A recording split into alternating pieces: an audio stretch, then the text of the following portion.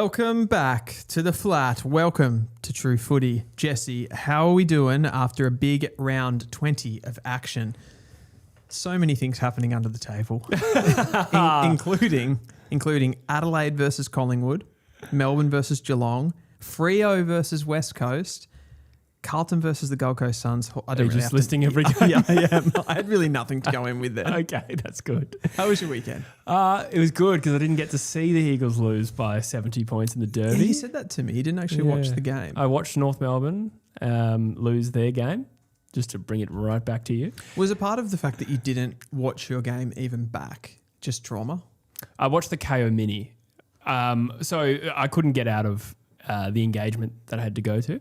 And, excuse me, and then I followed the game on my phone and I just felt like I had enough of the vibe that I didn't need to go analytically go through it and be like, well, how did we lose this game?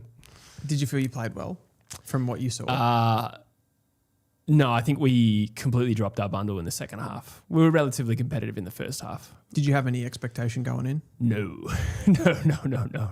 Just checking. Checking. No. We had a bit of stuff happen this weekend. We've got the Petrarca versus Lombard interaction. We did. We've got the Gallup Georgiades shove. I don't know if these things are big things or they're just the talking points because it was such a crap round of football. Yeah. So it's kind of hard to know. And we also had Essendon losing 2.5 percentage points to put them a little closer to Richmond. So that number one pick race is still sort of happening. And you know when the number one pick race really could open up? Or maybe even finalise this weekend. Oh. We are live streaming right here on the True Footy YouTube channel, Spoon Bowl 2.0. Or maybe it's more. Maybe we've done 4 of these. I think we've done so many of those. Richmond v West Coast. Right here on the True Footy live stream. We're going to watch pick one potentially change hands back to the Essendon Footy Club unless they do something silly as well this weekend. And then, just giving a little foreshadowing, we're going to be live streaming every weekend for the rest of the season. We are. We've got Melbourne versus Fremantle next weekend. Haven't figured out the last 2 games because they remain unfixtured at this point. Yep. And then we've got wildcard, baby. Can I just ask, backing up a little bit to this game, the West Coast versus Richmond game, why are you so pessimistic, Jessamist? I think we're vulnerable at the moment. Richmond love playing us. You're in pretty good form, other than the Freo game, but they are a bit of a powerhouse at the moment, let's be real. Other than that, I think you've been pretty good for a 5 or 6 week period at least. We have. I don't know if it's enough to beat Richmond, to be honest. You've been watching them lately? No, but it doesn't matter how they play against everyone else. I know. Dylan. It doesn't matter how they play against everyone else. They'll beat us. They turn into a different Richmond when they play us. It's free-flowing end-to-end footy, and that has been the case the last 3 times we've met. It definitely isn't, because I was at the last one we did, and it wasn't free-flowing end-to-end It's football. too open.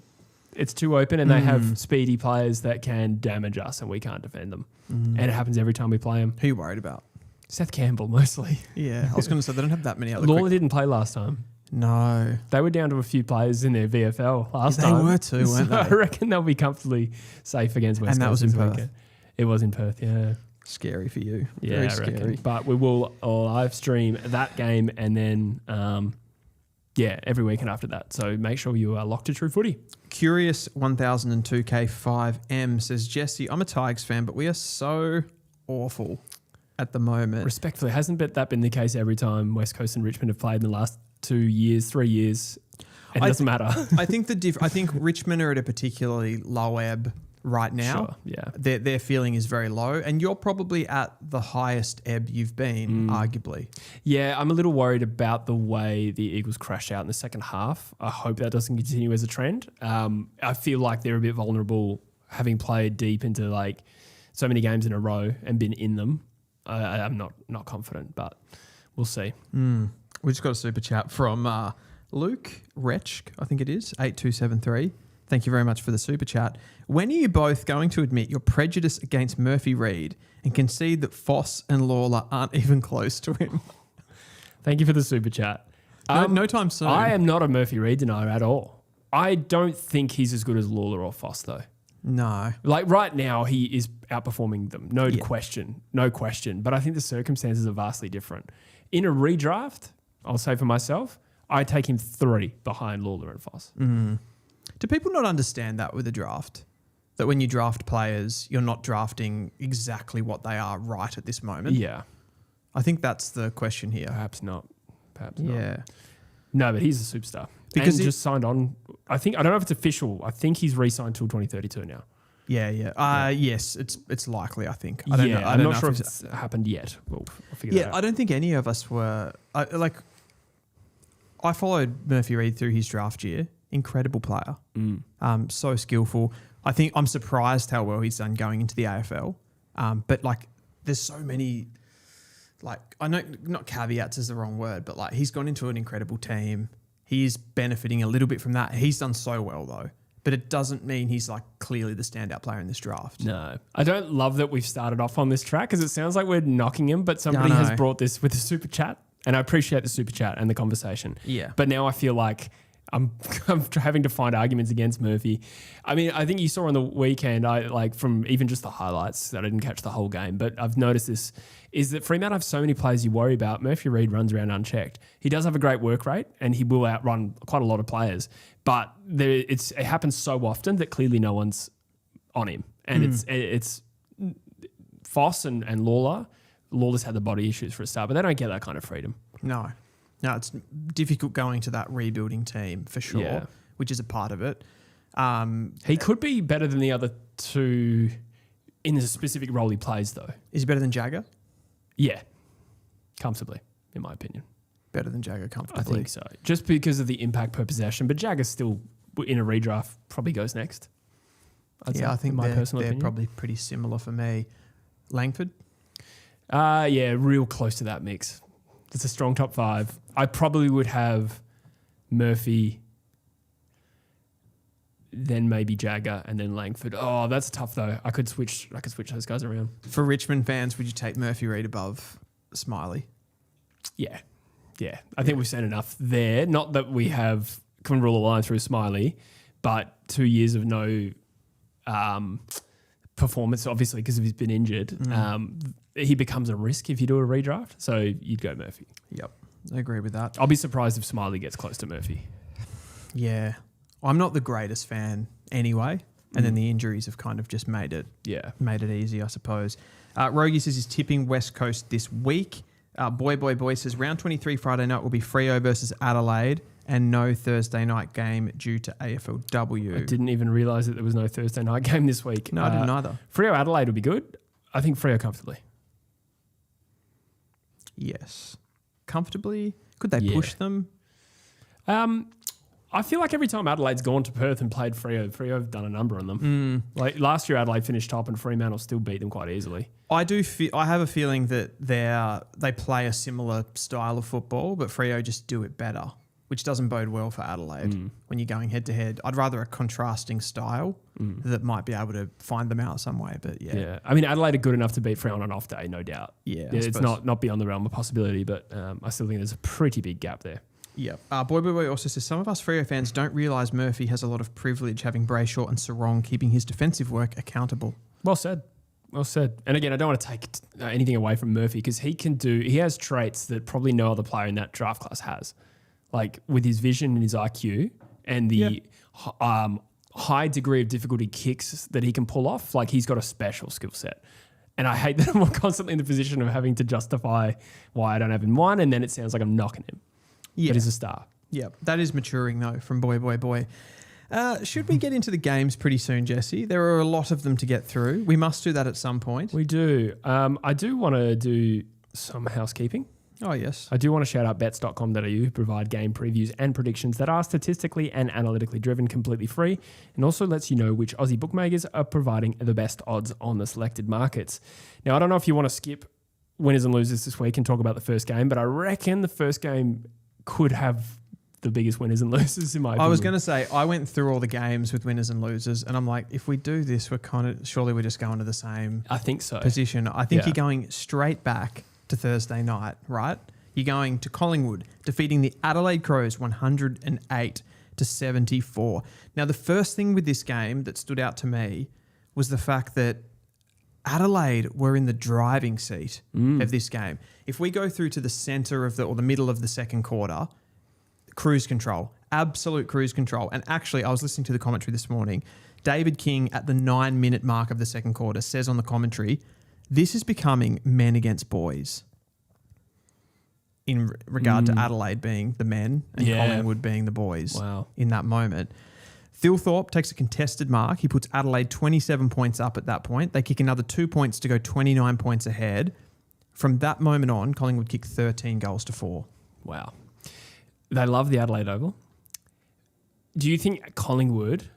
what I'm seeing is a little trend here, just a little trend, maybe there's only 2 teams it applies to, of those final season teams, maybe just when they're about to be written off, they click into gear right as August approaches. I'm thinking Collingwood, I'm looking at Geelong. We'll save Geelong, but Geelong lose 2 best 22 players, arguably their most important players, and then they put out a great performance. Collingwood here again, after a lot of scepticism, are they just starting to hit their straps coming into September? Are they dangerous? They're dangerous because they're... Not for the flag, but you know what I mean. Just a disruptor. Because I've been asking you about Collingwood all season, and you're like, they're cooked. And now you're coming around. I don't remember that. Not cooked. You didn't say they were cooked, but you were kind of like, they're not doing anything. Well, yeah, I can't remember what I said. I certainly was skeptical that they would be a threat. I'm just asking the question. We don't have enough data to say that they are, but far out. That was a very compelling performance, wasn't it? It was pretty good. It was pretty special.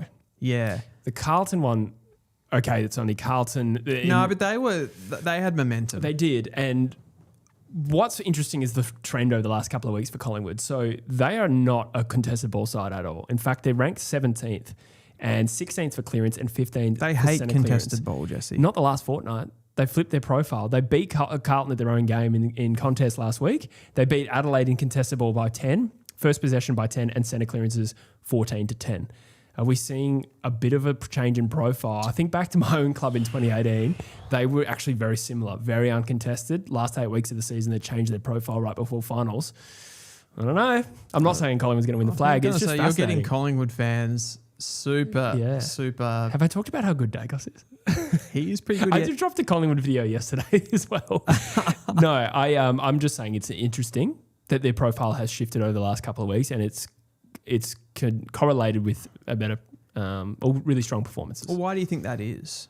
If we're looking at the reasons for why you would switch to a more contested heavy game style. We had Tom Mitchell on this show earlier in the season, and he talked about how Craig McRae was actually one of those coaches who was actually almost happy to concede contested ball. They pretty much, they prioritised the outside of the contest and what they could do post-clearance as opposed to, or post-contest essentially. What would have changed and changed their mentality to want to win more ball? It's hard to know. It's great analysis. Did they get Carlton? Well, there was more, Dylan. Did they get Carlton in a tricky period where they themselves have tried to push away from being so contest dominant and their game is uneven at the moment? And therefore, could they get them on an off day? Maybe. I mean, Adelaide, I think their contested ball numbers are also pretty strong. They're a great contested It's team. fascinating to do it 2 weeks in a row. I'm not sure. Do they think that that's the way you need to play to win finals? Maybe. Their pressure was immense in this game, particularly in the second half. They were able to really put Adelaide on the back foot. And it was a little burp I just did then. Nice. I just ate a chocolate bar before we went live. Really got caught with that there. That's good. But the thing that really troubled Adelaide, and it has troubled them consistently this season, but they weren't able to move the ball through Collingwood. It's hard to know whether the contest dominance of Collingwood came off the back of just like a defensive mentality. They wanted to pressure, they wanted to get up on them, and then did they sort of, I don't know, bring the contest from there? Yeah. Yeah, nice. Yeah.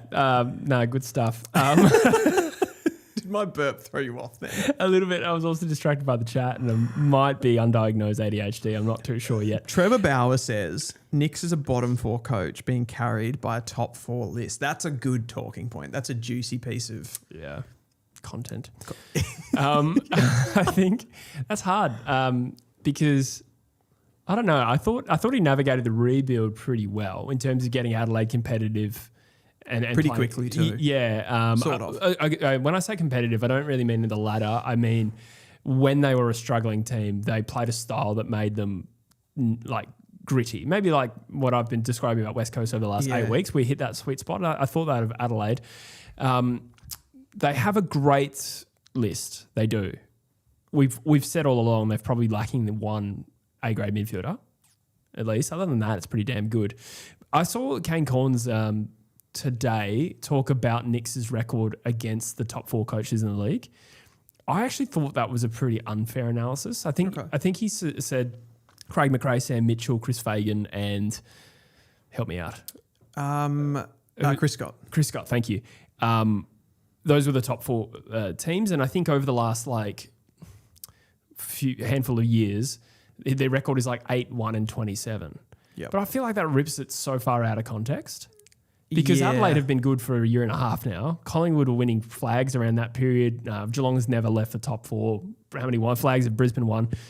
It takes it so far out of context. And is the expectation that you have to be a good coach? You have to beat the teams that are better than you routinely to be a good coach? Because that seems absurd to me. And I also think there's games that the coach has a big impact, and then there's other games that the coach has no impact and can't impact. You know what I mean? If he's in a game where there's a moment to be able to change something and he can't change it, we need that is the context that is actually really needed there. Yeah, that's true. To be able to put it together. Yeah. I'm just thinking against Collingwood, I feel like the Pies do have their measure. They did beat them in Melbourne earlier in the year. I know we're probably getting too far down that particular line of thinking. There's definitely a point, though, going back to your Matthew Nicks thing. Has Matthew Nicks developed a game style that is very hard to beat? It's very contested and it's gritty, like you said. But are they capped a little bit? If they had a more creative, expressive coach, could they be more? Of course, they could be more. It's hard for me to say. I think the performances of Adelaide right now, they've probably just blown an opportunity for the top 4, and that's what makes them probably the biggest loser this week. Just as a side note, for that reason, the jeopardy of losing that game. I suppose fans would say they finished top last year and it didn't help them. Yeah, but you disagree with that. I think you always gun for the 4. Yeah, you do. You need to finish top 4, I think. I know there are exceptions, but you still try, right? Your odds go massively down if you miss the 4, and how much harder it is to play in the grand final. But I don't know. I'm not as intensely or intimately in tune with Adelaide to be able to say that Nicks could be getting more. I think the performances are pretty good. Well, I'll tell you one stat here. The Crows went from D50 to forward 50 just 3 times from 34 attempts in this game. Wow. They were scoreless from D50 chains. That sounds like they got Collingwooded. They got strangled. Pied. Boa constricted. Yes. Nice. People like to do that when they talk about someone getting suffocated. They use a snake analogy. Really? I've never heard that one. Really? To be honest, yeah. They sort of constricted like a snake. Oh, I know. I get it. Like a dancing serpent. Yes. Yes, and Craig McRae is the snake charmer. Yeah, exactly. They got Collingwooded, but also I do think that has been a consistent theme with this Adelaide team, that they haven't had the expressiveness off halfback. Yeah. It's personnel though too, right? Yeah. They've got Millerer, who's playing really well. They've got now Hugo Hawker-Hahn. Are they good enough as a halfback flank combo? Well, they got Isaac Cumming as well. I think his body has been an issue. Not sure he's the elite ball user, but a couple of years ago when they recruited him, he was pretty damn good. Maybe not all Australian caliber, but yeah, I feel like not necessarily as a ball user for me, but he was he was good as a sort of a hybrid defender. Yeah, interceptor, but he's not maybe elite with his foot skills. We got a bit going on in the chat, including at least one super chat. Super. Rogie, thank you so much. Says Nick Dacos broke the coach's votes record, has 125, which beats Dusty's record of 122 in 2017. Still 4 games left to go. Also signed Ed Allen. Thank you so much. Yeah, so Dacos had 39. I wrote this down. 39, 18 contested possessions. Yeah, 10 score involvements, kicked the goal. He's kind of just putting up insane numbers every single week. I think there's a part of us where it doesn't, we're being desensitized to what he's doing, and also the fact that Collingwood aren't as good as they've been in other years. It doesn't feel like there's as much jeopardy around what he's doing. So on truefooty.com.au, we have a play rater that is open to all members. You can become a member for free. There are paid memberships as well. You get extra stuff. But if you're a free member, you can vote on play rankings, rising star rankings. And we have a leaderboard for top 10 players in the comp. Dacos is 9th. That's not right. It's not. I think there's a bit of anti-Dacos bias going on there. Bit of anti-Collingwood? Yeah, I think so. A little bit there. You can see what the highest and the rated, I can see what the highest and rated and lowest ratings he's gotten are, and the highest was 99, the lowest was 1. So it means someone's going around putting 1 on their least favourite players. On Dacos. But that's fine. All I'm asking is actually more people go and use that leaderboard, and it builds a... It's democratic. Yeah, no, it's like IMDb. You can't control. Yeah. You can't set a formula, right? But what I would love is more people to go and partake in that. Yes. Absolutely. Also, Ed Allen, yes. Yeah. He's putting together a really good season. Little curious, he hasn't re-signed. There was a comment here from Teresa saying, I think Ed's management are being smart. They know his value is rocketing weekly. That's a fair point. In an era as well where Collingwood don't want to let go promising young talent. He's not a player they want to lose right now. Are they playing it smart? Probably. I guess the question is with the Ed Allen, he's starting to really blossom as a player. What's his ceiling, I wonder? I'm not sure I've focused on him enough to sort of give a proper response on this. I don't think he's super damaging with the ball in hands. He is athletic and really defensively strong. He's quick, isn't he? Yeah, like he could be like a really important role player. Which has value. I'm not sure what his ceiling is personally. How would you say that you would compare him to someone like these guys that have played sort of wing roles, big-bodied mid roles like Hutchinson at West Coast? I mean, he's much better than He's Hutch. better, isn't he? Yeah. Hutch has potential, but right now, Ed Allen's clearly better than Jack Hutchinson. But I see the comparison there. Athletic, defensive. Hutchinson's terrible with the ball in hand still. Yeah. So, big problem there. But... we'll see. Gold Coast and West Coast are 2 linked clubs to Ed Allen, but I'd imagine he re-signs personally. Yep. Lance Harper says, it's been a good season for halfback flankers this year. Unfortunately, Mellor has been insane. I think that was in response to something. So for as well, I'm pumping up the site. We've just passed 1,000 members, by the way. So thank you so much to those who have jumped on truefooty.com.au. You can have your say. If you make a free account, you can also vote on the All-Australian team. We actually had a look at it before, the site average one, and Wayne Miller was still firmly in there. Yes. We did have 3 rucks in there. We had Grundy, Jackson, and Gawn. Yeah, too many rucks. Yeah, I might tinker the algorithm so it's just the top 2 rucks get in. Who would you have right now of those rucks? Jackson's Gawn and Jackson. You'd have Gawn and Jackson, not Grundy. Yeah, I reckon Jackson has surpassed Grundy. See, I never would have had Gawn and Grundy. For me, it was a Jackson and or Grundy Gawn. Okay, well, I think Gawn is clearly better than Grundy. Okay. Personally, yeah. Jackson is also rated the 2nd best player in the comp on truefooty.com.au. Big disclaimer, obviously, like we're early into that, so don't be put off by the fact that it has weird results. That's exactly why we need you to fix them, right? Yeah. Tell us your say, and then the results. It's not broken. This is what the True Footy audience want. They also think Jagger is now the number 1 for the Rising Star Award, which completely valid. Yeah. But that has shifted this week. It was Dersma last week. So it'd be interesting to see if that shifts again. But I feel like Jagger's pretty There's been a couple now. of media sort of, I suppose, people putting out in the media. Kaltoumi, I think, wrote an article this week that he said Jagger Smith is a lock. Yeah. For the Rising Star. I think last week Kate McCarthy said it's Dersma by a street. She did. Something along those lines. And then Michael Voss doubled down that Jagger is an absolute lock on one of those football shows. Former coach. Said he's Dacos-like. I'm sure I see that. I suppose there's some overlap, but some very clear differences too. Yeah, the part that was very, even in his draft year, that was very Dacos-like was the loose ball work. Like he's I guess from contest to contest. Contest, and just that read to be able to, like, not really having any particular, like, athletic trait that is allowing him to do that, but just reading the ball off the hands, he can just, like, swoop on it. Yeah. Which is handy, obviously. Rogie says Frampton for All-Australian. I can't believe I'm not being ironic. He has had a great season. I don't actually remember, has he done it for long enough over the course of the year? I saw on the True Footy aggregate All-Australian, I think we had 2. We had a Harris Andrews and Cal Wilkie, and not a 3rd one. I don't think I could have Frampton in there. I'd need to review that more closely. It's hard to review the season of a key defender if you haven't watched every game intently. Sure. But he is doing a good job right now. I'm just not sure if he makes it. Yeah. I mean, what about the Freo guys? Pierce would be a shout. Yeah. Surely over Frampton. I would have thought so. I love you, Rogie, but surely over Frampton. Yeah, surely. I think so too. Will we go to the next game, which is Geelong defeating the Melbourne Demons 117-97. I thought this one was a real banana skin, a real fork in the road moment for the Cats. as you said earlier, this could have been the one that sort of, in a way, ended their season or any real chance that they were of having a shot in the finals. Now it sort of feels like this was a really good win and they're back a little bit. I know. I got both of my first 2 tips wrong this week. I got them all right after that. But this so one... you tipped Crom into Melbourne. I did, yeah. I thought Gross. the D's would have them at the... Did you say gross? Yeah. I thought the D's would have them at the MCG with the relative form lines. Geelong had only beaten St Kilda in recent times. Max Holmes goes down. Jeremy Cameron goes down.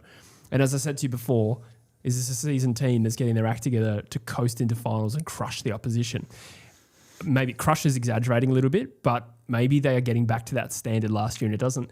When a team is humming, it actually doesn't matter if there's a few individuals missing. Yeah. That being said, it is still very unlikely they make the top 4. So I'm not sure how realistic a chance they are to win the whole thing. You wouldn't want to play against them. I So think true. Realistically, can this just be about... Like, Jeremy Cameron is the one, right? Yeah. If they don't have Jeremy Cameron, is it really feasible that they can win the make a run, let's say, to the Premiership, to the grand final with, what have they got, Shannon Neal? He's going great, though. He's going great. Kick 5 in this game.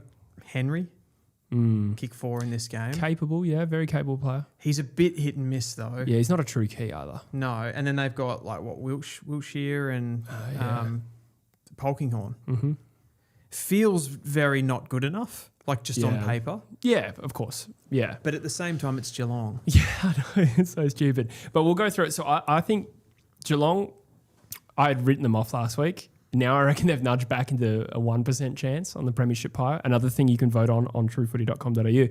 But the reason being is like Adelaide, you rank higher than Geelong, and a Sydney, you rank higher than Geelong right now.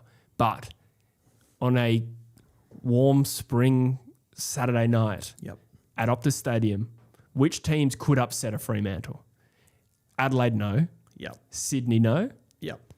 But I don't know if you can rule out Geelong. Just that experience. Yeah. And that nous. I've tipped Fremantle every day of the week, but they could beat them. And that's the thought process I have with how far can a team go. What happens when they play the best at their home deck? And Geelong and Brisbane, more so Brisbane, I think that you can't write them off. Yeah. Watch them get slaughtered next week after this big monologue. There's a trust level with those clubs, but what are we doing then with that, like the last 6 weeks for Geelong, where I think they won one game? Yeah, they had a pretty tough fixture. They did. They did. They had a tough run. They played some pretty average footy. Let's be real. It was pretty poor.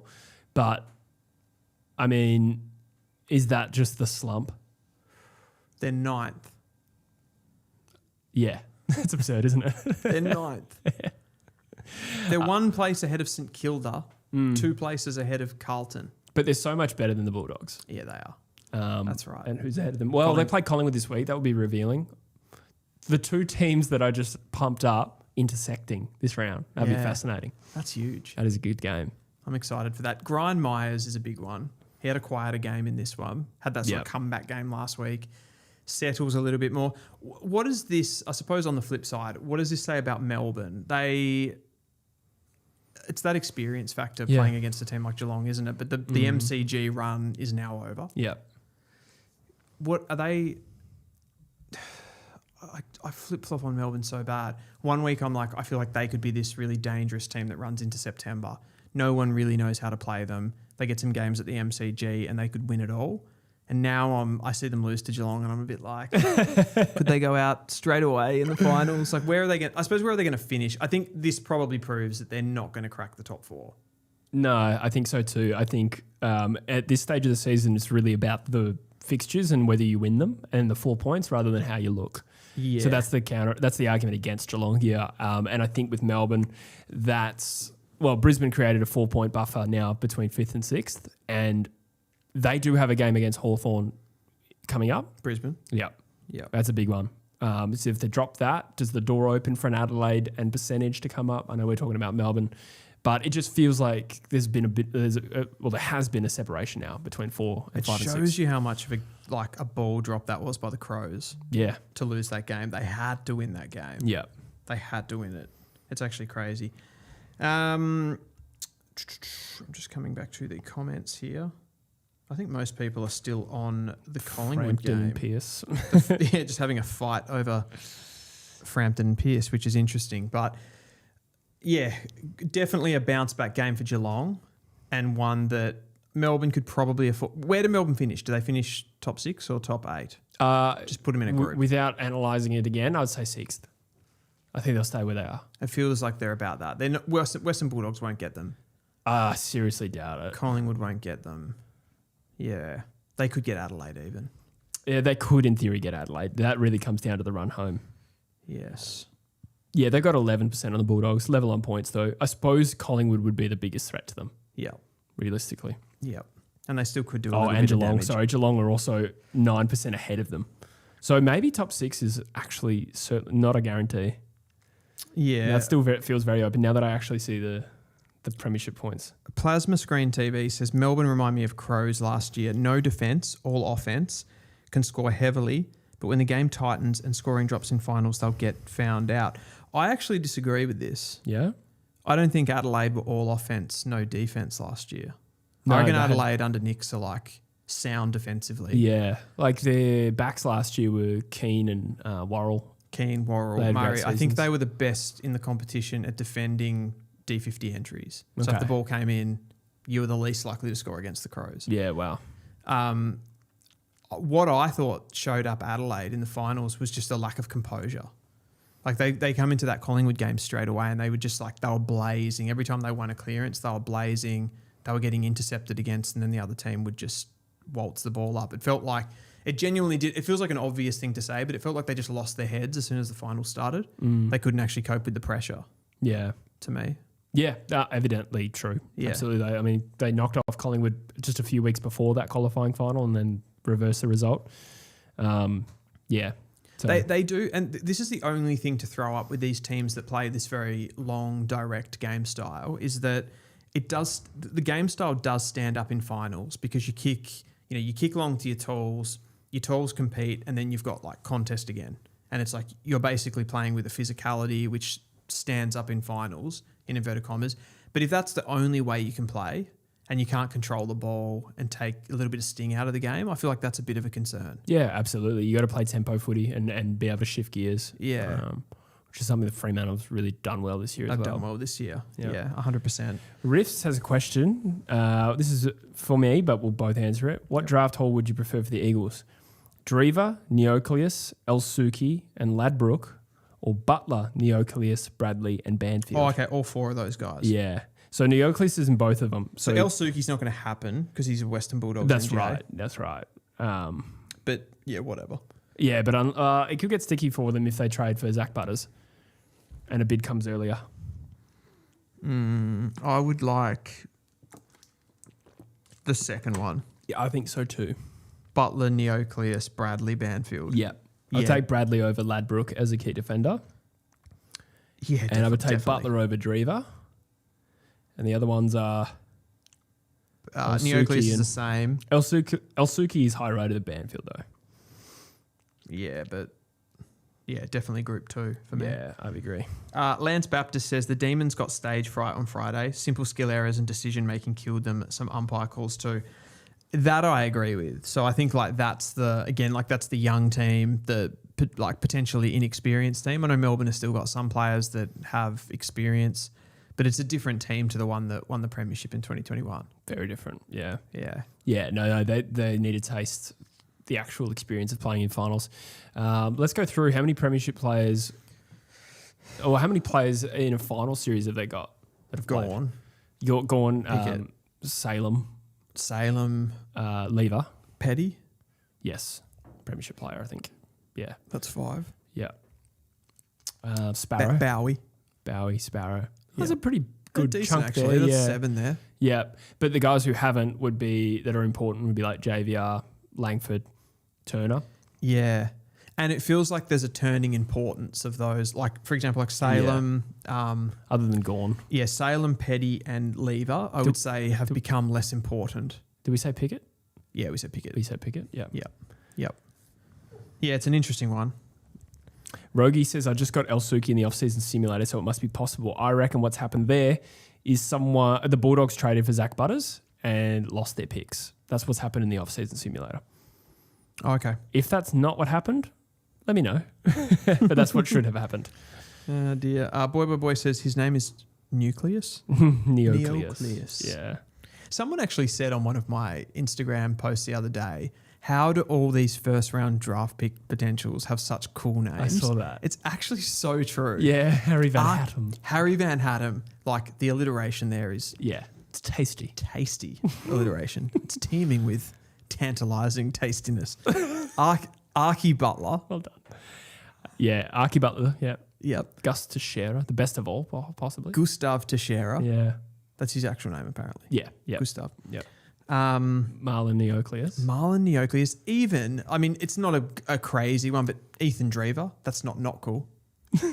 Ethan Drever. That one's a stretch. That one's a pretty normal name, that one. Ethan Drever. Yeah. I don't know. Drever. Attorney at law. Yeah. Nah, I think you're reaching with that one. It feels good. Yeah. Heath Melody. Melody. That one's a little bit more, That's cool. how you say, you're missing it. Coda Edwards. Eel. Like. It's an inside joke. Dylan did that to me earlier today describing a type of player. Should we call our members eels? No. Okay. I'm Just checking. putting my foot down on that one. Next one. Mitch Harris. What a name. Oh, yeah. I was joking. I know. So was I. Will Milady. Oh, that one's pretty cool. I don't know, will she?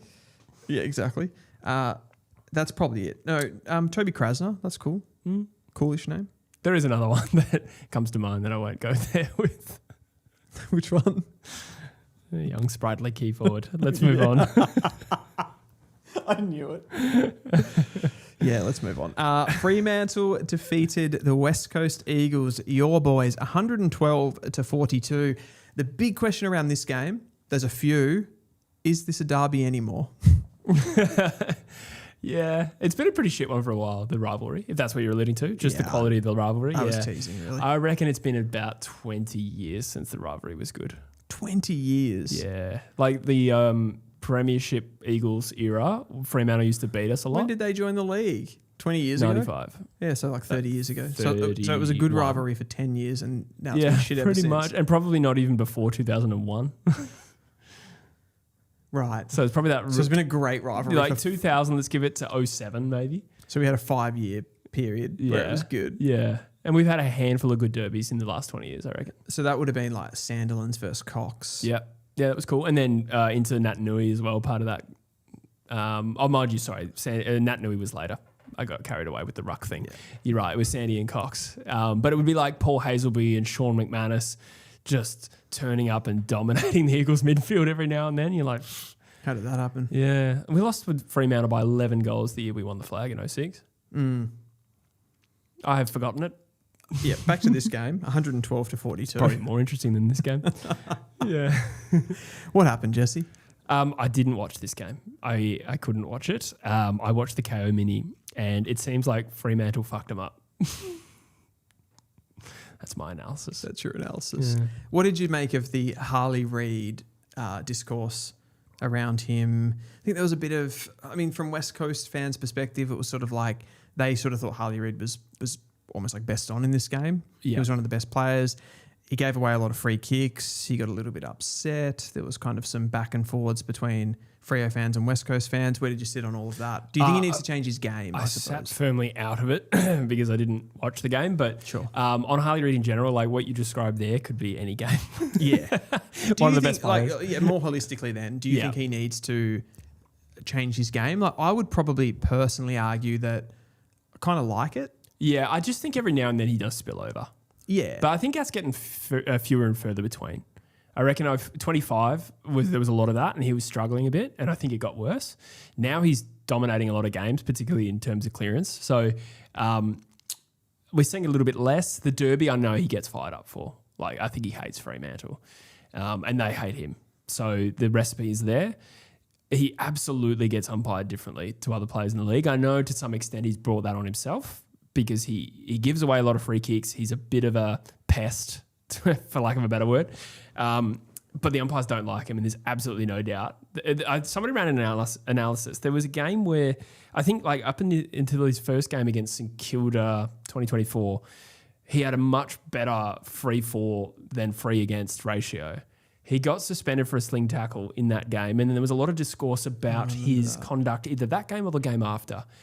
Either way, from that point, the free kicks against went completely the other way. It's almost as though the narrative shifted. Now, don't get me wrong, I still think he gives away plenty, but there's a lot of holding Harley going on and a lot of off the ball stuff, and he just gets cannoned into, and the umpires will ignore it. See, I'm with you on all of it. So I reckon this happens a lot in football. I reckon a good example of what you're talking about here is with Toby Green. Yeah. So Toby Green, this huge narrative. I'm not talking conspiracy theory areas here, but I'm saying that Toby Green probably had this thing where there was people talked about the Toby tax. Yes. And he was unfairly umpired and they would give free kicks against him for the smallest indiscretions. And then I reckon it went the other way. Yeah, okay. Because then people started to talk about how he was umpired differently and people were against him and he had to do the smallest thing and he would get suspended. And now I feel like he does more than the average player and gets away with it almost because there's been this narrative formed about the Toby tax. Yeah, that's interesting. Is it somewhat in the inverse of that with Harley Reid? Possibly, yeah. Oh, well, hopefully he replicates Toby Green and gets a good run from now on. Gets a go. But it's been in the media this week, so it'll be interesting to see if the umpires do anything different going forward. They may not. Yeah. Do you remember another example of that? Sorry, I'm just formulating things in my head right now. Ginnivan was a bit the same with that, with high free kicks. So it went, I feel like Ginnivan was getting free kicks, big media narrative, stopped getting free kicks, and then almost started to get them again. Because then they sort of became this narrative of now he never gets them. Yeah. And then he started getting them again. Yeah. Yeah, it's tough. I don't think they've ever they've never corrected correctly the high tackle thing in particular. Yeah. Every now and then over the last 15 years, when did Joel Selwood bring it into vogue? 07? I thought it was a little bit later than that. I know we started doing it in 12. When did he get drafted? 05? He got drafted in 06. Played in the 07 grand final. Yeah. 15 years. Yeah, but he probably took a while to get that into his game. I think I reckon we're looking at 11 or 12, maybe a bit before that. Yeah. In any case, the umpires have just never handled that well. No. They say they're going to do something about it, they never do, and then when they do, they overcorrect. Yeah. Rogies actually brought this up. He said he brought that up in the Discord. Oh, nice. I reckon about the Toby Green thing. Yeah. So I reckon that I genuinely think that is a thing, and I just think it's almost like a natural human condition type thing, where you kind of want to be contrarian almost, you want to make little alterations to things to fix things that are Yeah, it's hard though because if he's ducking for all of these free kicks, then which ones do you pay and which do you not? Well, that's the thing. That's and then it's part. all of a sudden, do you then, every time there is a possible indiscretion, do you just assume that he's trying to milk the free kick? Or do you have to try and still play it on its merits? Obviously you do, but then you start to question yourself constantly about why you're paying it. Yeah, it's hard. It is hard. Sometimes on TV it's clear as day when they draw them. Yeah, because they're in slow-mo. Yeah. No, even in live. If you get the right angle, watching it, you're he ducked for that. You can tell at first instance. But that doesn't mean the umpire's in the right spot. Yeah. And sometimes they drop the knees, but then when you actually show it back, you're he's still high though. Yeah. He still really hasn't got low enough for the tackle, Yeah. I suppose it's keeping the head low and the body low, but also the arm. When the arm makes a deliberate move up, that's what you got to probably want to penalise against. That little wing. Yeah. The wing. So should we shuffle? We've got off track quite a bit there. Yeah, we didn't talk about Fremantle at all. He's very good though for Harley Reid, isn't he? Yeah. Let's just talk about him. Yeah, he is quite good. Do you think do you still think he can be the best player in the comp? I do think that. Yeah. I think he's sort of doing the inverse of maybe what Murphy's doing. Murphy's showcasing his elite finishing skills and skills inside 50, but doesn't have the responsibility.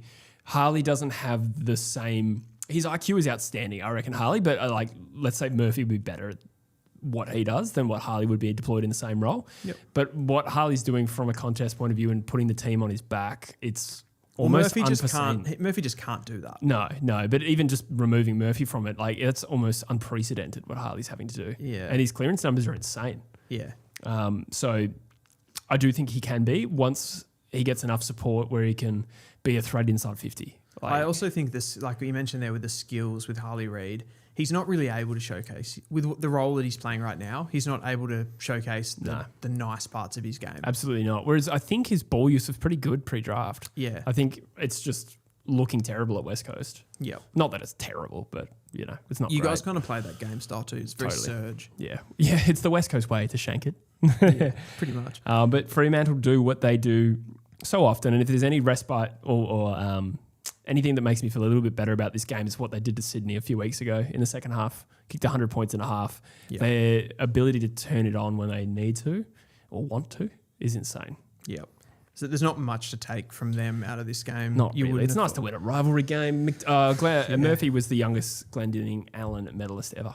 Yes. Pretty outstanding. He was. There's actually a little Stankel bank that I have here. So hit me, baby. One more this is time. from Nico. This is similar to what somebody said in the comments just earlier in the stream.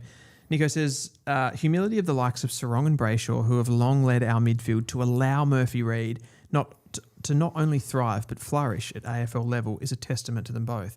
So essentially that they're somewhat giving up their role so that Murphy Reid can do his thing. That seems odd to me because their roles are distinctly different. Yeah, I suppose like he's able to go through the midfield. I reckon what he's saying, just to kind of spell it out a bit more, Sarong and Brayshaw in years gone by, before this season, I reckon they were like 80% centre bounce midfielders. Yeah. I reckon they've taken a haircut off their typical role to facilitate the likes of Bolton and Murphy Reid coming into the midfield. Yeah, that's true. I think that's probably what he's talking about. Well, I think they certainly do the dirty work, Yeah. particularly a Brayshaw. He plays a very unselfish role. There's no doubt about that. I reckon both of those players, there's different reasons for this, but I reckon both of those players have lost a little bit of stardust for themselves individually as players. Yeah.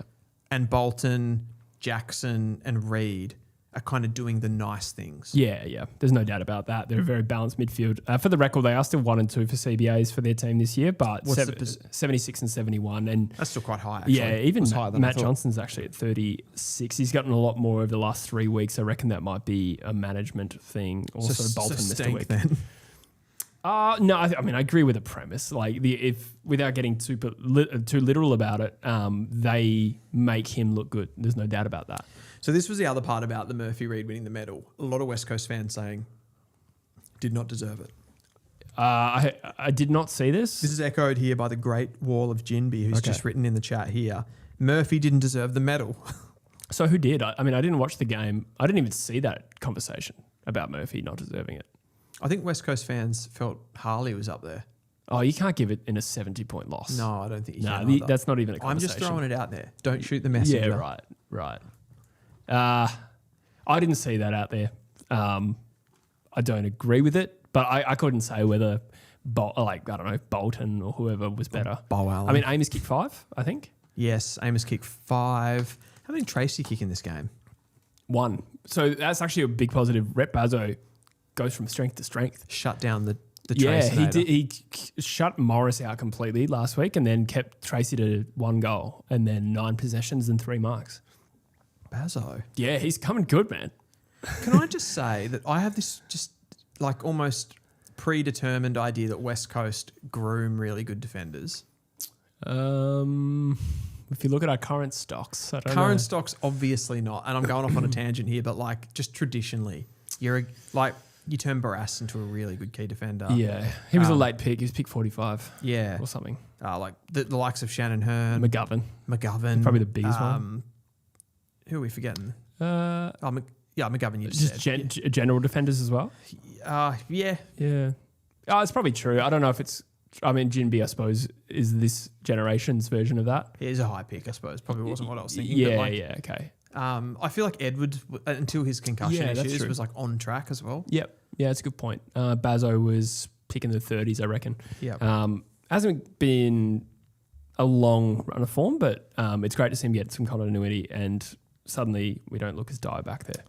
Rogie says Matt Johnson and Andrew Brayshaw were better over the course of the game when it was close. The Great Wall of Jinby says Amos got the most coaches' votes. Riffs says Harley has averaged 10 clearances in the last 3 weeks. Going to be a top 15 player in the league next year. I couldn't rule it out. No. I think we may have even talked about that being the case this year. I think he was like nudging the top 20 on ratings. I don't know if I'd go that far. When you look at how many good players are actually in that 15. It's really difficult when you're like, and I think West Coast are still in this being like quite a bad team. It's really hard to be considered in the top 20 players in the comp. Yeah. Genuinely, when you're in a team that bad. Like, Yeah. probably like like St Kilda's probably about as bad as you can be as a club and still have like one of the best players in the comp in NAS, for example. Yeah, that's true. Or where Collingwood was 3 weeks ago or 4 weeks ago. Yeah. Because they were about 10th or 11th, weren't they? They were Yeah, out of the exactly. team, Like yeah. that, you can be that level of team Yeah. and not performing that well, but you can't be a West Coast or a Richmond, I don't think. No, well, none of those teams have a contender. Harley might be the highest rated player at the bottom. I'm just thinking 3 or that 4. actually. Essendon. Gold no. Coast are a bit of an outlier. Yeah, Probably that's exclude them. like I suppose Port Adelaide have quite Butters. good Butters and Hornet. Yeah. It's a good conversation actually. I mean, I think Porter certainly levels above I Richmond was going to and say, Essendon. I was sort of talking about that bottom 3 Yeah, okay. particularly. Yeah. They're too bad. Yeah. I would agree with that. Yeah. Yeah. But Harley's closest out of any of those players, I would have thought. 100%. Zach Merritt. Let's not go down this No, but I don't think Zach Merritt's in. Not this year. No, and this is the first year Essendon have been Yeah, I think they were bottom 4 last year. horrendously horrendous. Yeah, you're right. Yeah. We'll go to Saturday. Carlton defeated the Gold Coast Suns. Jesse, you said it. You said it best. Gold Coast Suns are not beating anyone in their current state. I did say something along those lines. I said I wouldn't tip anyone. I wouldn't tip Gold Coast to beat anyone except Essendon or Richmond. And I think I said with Richmond, it depends on the venue. Yep. Something along those lines. That being said, like they got closer than my club did, so maybe they would beat my mob. This was actually their best performance in a long time. Maybe. But they still lost, didn't they? Yeah, they did. Yeah, I mean, they lost at the Bulldogs by a couple of goals too. Yeah. Yeah, they fell short. It was a good win for Carlton. Gold Coast also struggle at Marvel. So They do struggle at Marvel. It was probably already done. I think this was the absolute straw that broke the camel's back for Gold Coast, though. I think they are absolutely, like, if there was any, there probably wasn't anyway, but if there was like some sniff that they were going to get the top 10, they had to win that game. right. That's like absolutely dead now. I actually thought we were already at that point. To be honest. We were, but like that was actually, I think Yeah. that did it. Well, it makes them 8 points and 11% behind 10th. And they also lost to Carlton, who are another contender. Exactly. Yeah. So So it's eight sort of- point game, that one. Yeah, there was just a lot going on there. That's 9 losses in a row for Damien Hardwick. And probably the biggest talking point in this game was the Leo Lombard, Kristen Petrarca interaction. What did you think of that with the fuck you? You seem to have a little cough there, Dylan. What did I think of it? I actually think it's not a super abnormal occurrence. Maybe a little bit more concerning than the average thing, but players have a go at each other. I was actually involved in one of those playing amateur footy. I was my captain sprayed me for getting caught holding the ball, Yeah. and then I had a go at him because there was no talk, which was kind of true. But I also probably shouldn't have got pinged. I think we both were right at the same time. Okay. And we had a big stoush, and then we had a beer later, and it was fun. So I didn't think at first instance this was a massively alarming thing, but maybe I'm wrong. Maybe the fuck off. Maybe that is a bit strong. And there's also the dynamic of senior player and young player. And I think it's been well covered in the media. You don't really want to have that sort of dynamic between a mentor, but at the end of the day, it's also kind of a brutal game. So I don't know. I didn't think there was too much to be extrapolated from Who it. did you think was in the right/wrong in this situation? Like, do you think it's like, if you're looking at it from the outside, is it like Lombard should be more respectful of Christian Petrarca? He's a much more experienced player. Should Christian Petrarca be a little bit more respectful of the fact that he's new to the club? He's actually been there a less amount of time than what Leo Lombard's been there. Is there that element of it? Who should be listening to who? No, I think if Petrarca values himself as a leader or like thinks of himself as a leader, he can't be put off by the I'm newer than him thing. Also, Lombard second year, so he's still pretty new. Second year, yeah. Yeah. I Gold don't Coast think Academy though, so he's been with the club for a while. That's true. No, I don't think Petrarca needs to worry about that. It is hard to say without knowing what Petrarca said, because my first reaction is if Petrarca was pretty vicious, then I actually kind of side with Lombard for at least lashing out. Yeah. You know what I mean? I think if you look at the play, like it's a forward stoppage. Yeah. I reckon they've got a bit of a set play where Christian Petrarca runs like a east to west, basically, like across the face of goal pattern. Yep. He comes in there. That's kind of his move. I reckon Lombard's come in, taken his space, grabbed the ball, and Petrarca's given him some feedback about that. Yeah, I need to watch it again, but I thought Lombard just took too long to think and got caught on the ball. I reckon that's what happened. He did, yeah. But I feel like they were sort of both running into the same like little pocket of space. Yeah, it did look awkward. They kind of like almost bumped into each other. Yeah. I think that's what the feedback would have been about more so than the fact that he didn't get the ball out. I think. Yeah, probably. Again, it's hard to know like exactly what he said because I think that does hinge on that for me. Yeah. Did he just give him really strong feedback? It did look pretty aggressive. It all looked pretty aggressive. Yeah, like the Petrarca tone. Yeah. I mean, I agree with you. What Petrarca said to Lombard, it could it's hard to know, right? Exactly, but we can guess what he said. Let's try. What do you think he said? Yeah, let's use. You'll be better at this than me. AI lip reader. Yeah. Nothing appropriate is coming to mind. I know it's a cop out, but I'm not really sure. Like, I guess the broader question is this a symptom of a club in discontent? Well, I don't even know if you need to look at this issue. You need to look at Ben King suddenly backflipping and leaving, Bailey Humphrey wanting out. That may just be homesickness, and them cascading to the bottom four. I don't know if you remember this last year, but we actually spoke like around trade period last year when we were looking at the Gold Coast Suns, and we had a discussion about this around they're getting in Petrarca, they're getting in Jamara Ugle-Hagan. Yeah. They already had, as far as a talent perspective, they already had a stack list. Mm-hmm. So we did bring up the conversation around, was it is there actually any need for the Gold Coast Suns to go and hunt down all of these ready-made players because they already kind of had them there? Have they actually bought in too many different characters here?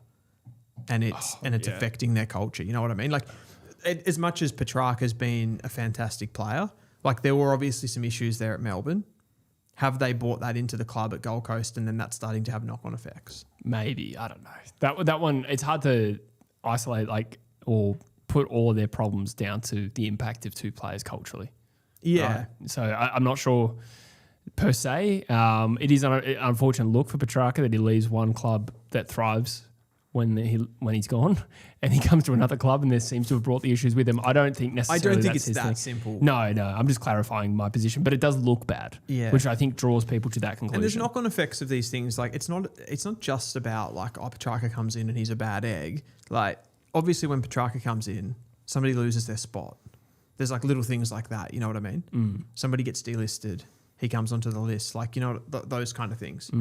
Yeah, absolutely. I think there's arguments just around the way they play as well, like some of the numbers, the clearance numbers dropping through the floor. I think that's probably the biggest issue, and then things have looked worse since then, and that's when morale drops, right? Yeah. We do have a Footy Lux comment here saying, "Hey lads, absolutely loving the content lately. Thank you." Who's the content lady? Question: are there more features coming to the True Footy website? I'm a paid member and absolutely loving it, and I'd be stoked to see new features. Thank you, mate. I really appreciate you. Features get added every 48 hours at this rate. We're just trying to pump them in. Yeah, exactly. As quickly as possible. Yeah, absolutely. But just comment somewhere on the website or comments. Well, let us know in this chat. Anything you can think of, and we can do it because the foundation is there with a big database that's in the game. So in the website, so it's actually fairly easy to build new things pretty quickly. But yes, constantly thinking of new ideas, and the ratings and the voting, that's a free feature at this point in time. Yeah. Also, can I just jump in there? Like if there's something with the draft or the trade space in there, and you go, oh, this is cool, like it's already cool, but I want to see something like else in there. Oh, it'd be handy if it had this. Yeah, tell us that as well. Yeah, absolutely. That kind of stuff is cool. Yeah. But yeah, it's taking up all of my attention at the moment. The website. So I'm really glad you guys are enjoying it. Excuse me. Absolutely. Rogie says, how many times are Gold Coast players going to burn their teammates just to do a dump kick forward to no one? That sounds like my team too. It happens. It's a fair point though. Yeah. Plasma Screen TV says, Lombard said Track's cooking is bland and unseasoned. Who said that? That's such a plasma screen TV. That's good. Is that because you know how we have? Is it wide Widescreen TV? Widescreen TV, and now we've got plasma screen TV. Is it the same person? Have you made it? I don't think so. I love that. Blair Dowker made a comment back a little bit further. This is really off topic, but says Taylor Byrne over Lockie Doveston. Well, you're the draft guy. I need to see more. I mean, Taylor Byrne didn't have as prolific a junior career, but country kid, kicked 5 goals in a Vic Country game. I was a big fan of him in his draft year. Yeah. I reckon he's close. Yeah, cool. And he's obviously, he's probably gone past Doveston at the moment as far as what he's able to do. Obviously, Doveston needs to be given a little bit more time. I am a bit surprised that North aren't playing Doveston right now. Yeah, true. Given that we don't have any small forwards. Yeah. It's actually crazy. I want to get through these comments on the website. Chris TV. The True Footy website is mad ambitious. Thank you. I hope that's a compliment. We have 1,059 members, by the way. So amazing to have you guys on board. And a couple of people asking for more redrafts. That's a great idea. I'd sort of put them to the wayside when I built the trade simulator. As in redrafting certain drafts. years. So 24 and 25 are there for paid members at the moment. We can absolutely add more. Yep. We may have a video coming out. We do have a 2024 video. I'm going to go to the Hong Nam, as they say in Bangkok. Yes. I grew up in Thailand. I'm allowed to say it. You are. Okay. What have we got here? I read a good comment. B Edits loves Braden Cook says, do you think Petrarca fits in with the role he is playing, or should he do something different in that midfield? I mean, he's definitely playing that forward mid. I don't think it's like Petrarca's role is actually wrong in this team. I think it's more like what it's done. So I think they absolutely would have had Shoehorn, Bailey, Humphrey for that role. If you think about all of the players that the Gold Coast Suns have to play that forward mid sort of hybrid role, you've got Bailey Humphrey, you've got Leo Lombard, you've got Christian Petrarca as like 3 mid forwards that are swinging around, that are changing. It's a lot of guys, I feel, that don't do that much defending. They're very much like ball hunting type players. You've got in the main midfield group is Noah Anderson, Matty Rao, and often Tuke Miller. Tuke Miller can do defensive jobs, but the other two, like, they're pretty much, again, like they're ball hunters. Everybody's hunting the ball, it feels like. I think that's the big thing. So the balance isn't right. And then when the other team gets on top, they just pretty much give up at the moment. I think that's what's kind of killing them. So more of a balanced thing than Petrarca's role, but so many players doing and wanting to do the same thing and get into the same sort of areas is a bit of a like collision course, I think, for me. And you've even got other guys on that list, like Jake Rogers is sort of that forward mid hybrid type as well. He can't even get in the team. So too many of the same types for mine.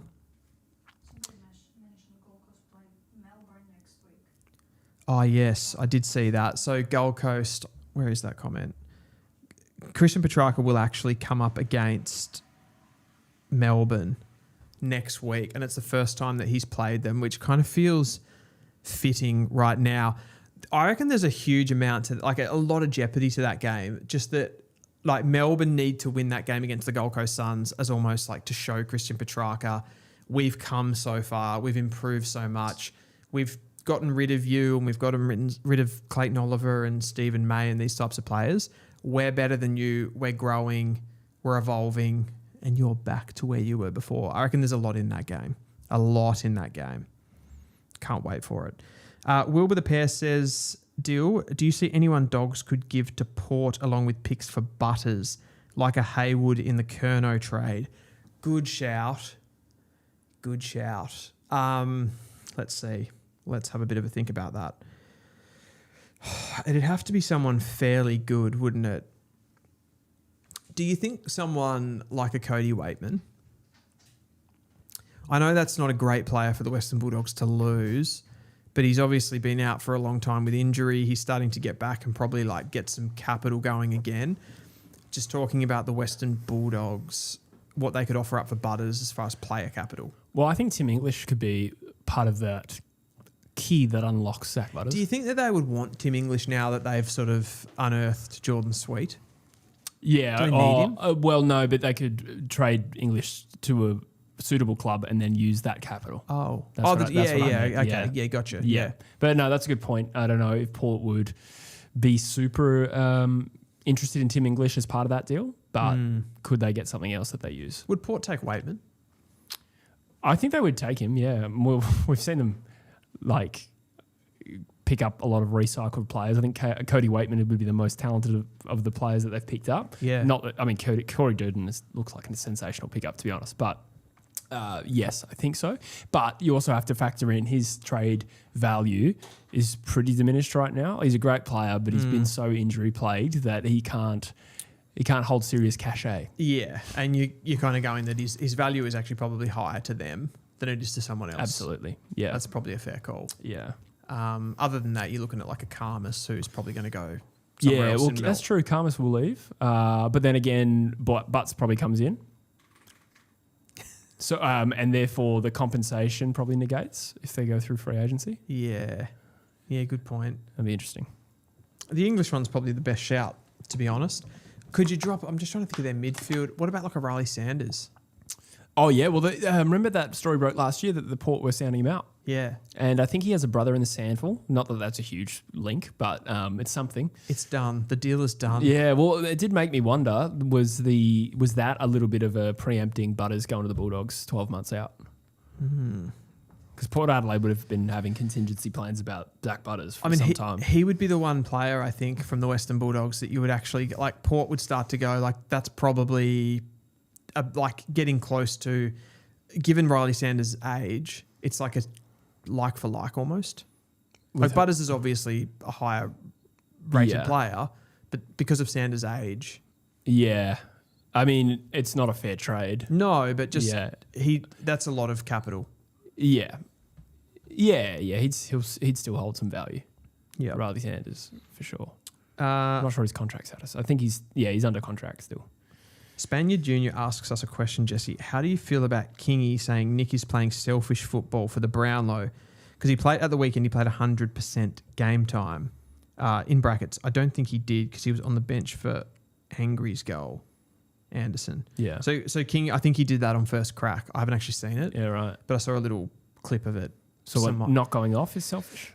Yeah. So essentially they're playing him 100% game time because he wants Brownlow. Does he need to spend 100% of the game on the field to win the Brownlow? Probably not. Probably not. Also, Collingwood's season is there. Like it's still alive, it's unfolding. That was a huge game and a huge win. Yeah, you could argue it wasn't for the Brownlow and it was just to win the game. Yeah, I'm not sure I see that one. Yeah, personally, it's a narrative though.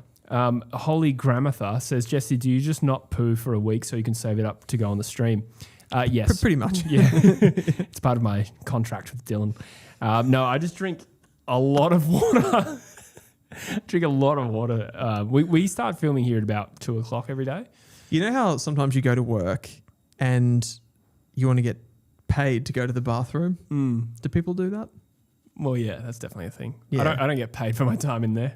No, you don't. Oh, technically we're still streaming, so I made 30 cents with that tinkle. Yeah, true. Yeah. If a super chat comes through at the exact time you're in the bathroom, you're getting paid to poo. That's it. That's right. Riff says, hey Dylan, what is Harry Chapman's strengths and weaknesses? Would love West Coast to get him so we can push Bo into the midfield.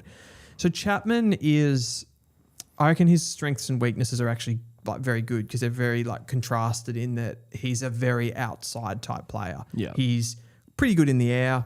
He's extremely quick, extremely athletic. He's tall, great reach, great running ability on the outside, but he doesn't really have any form of a contested game. So he's very much like a link player and an outside running gun player. I hope that helps. Yeah.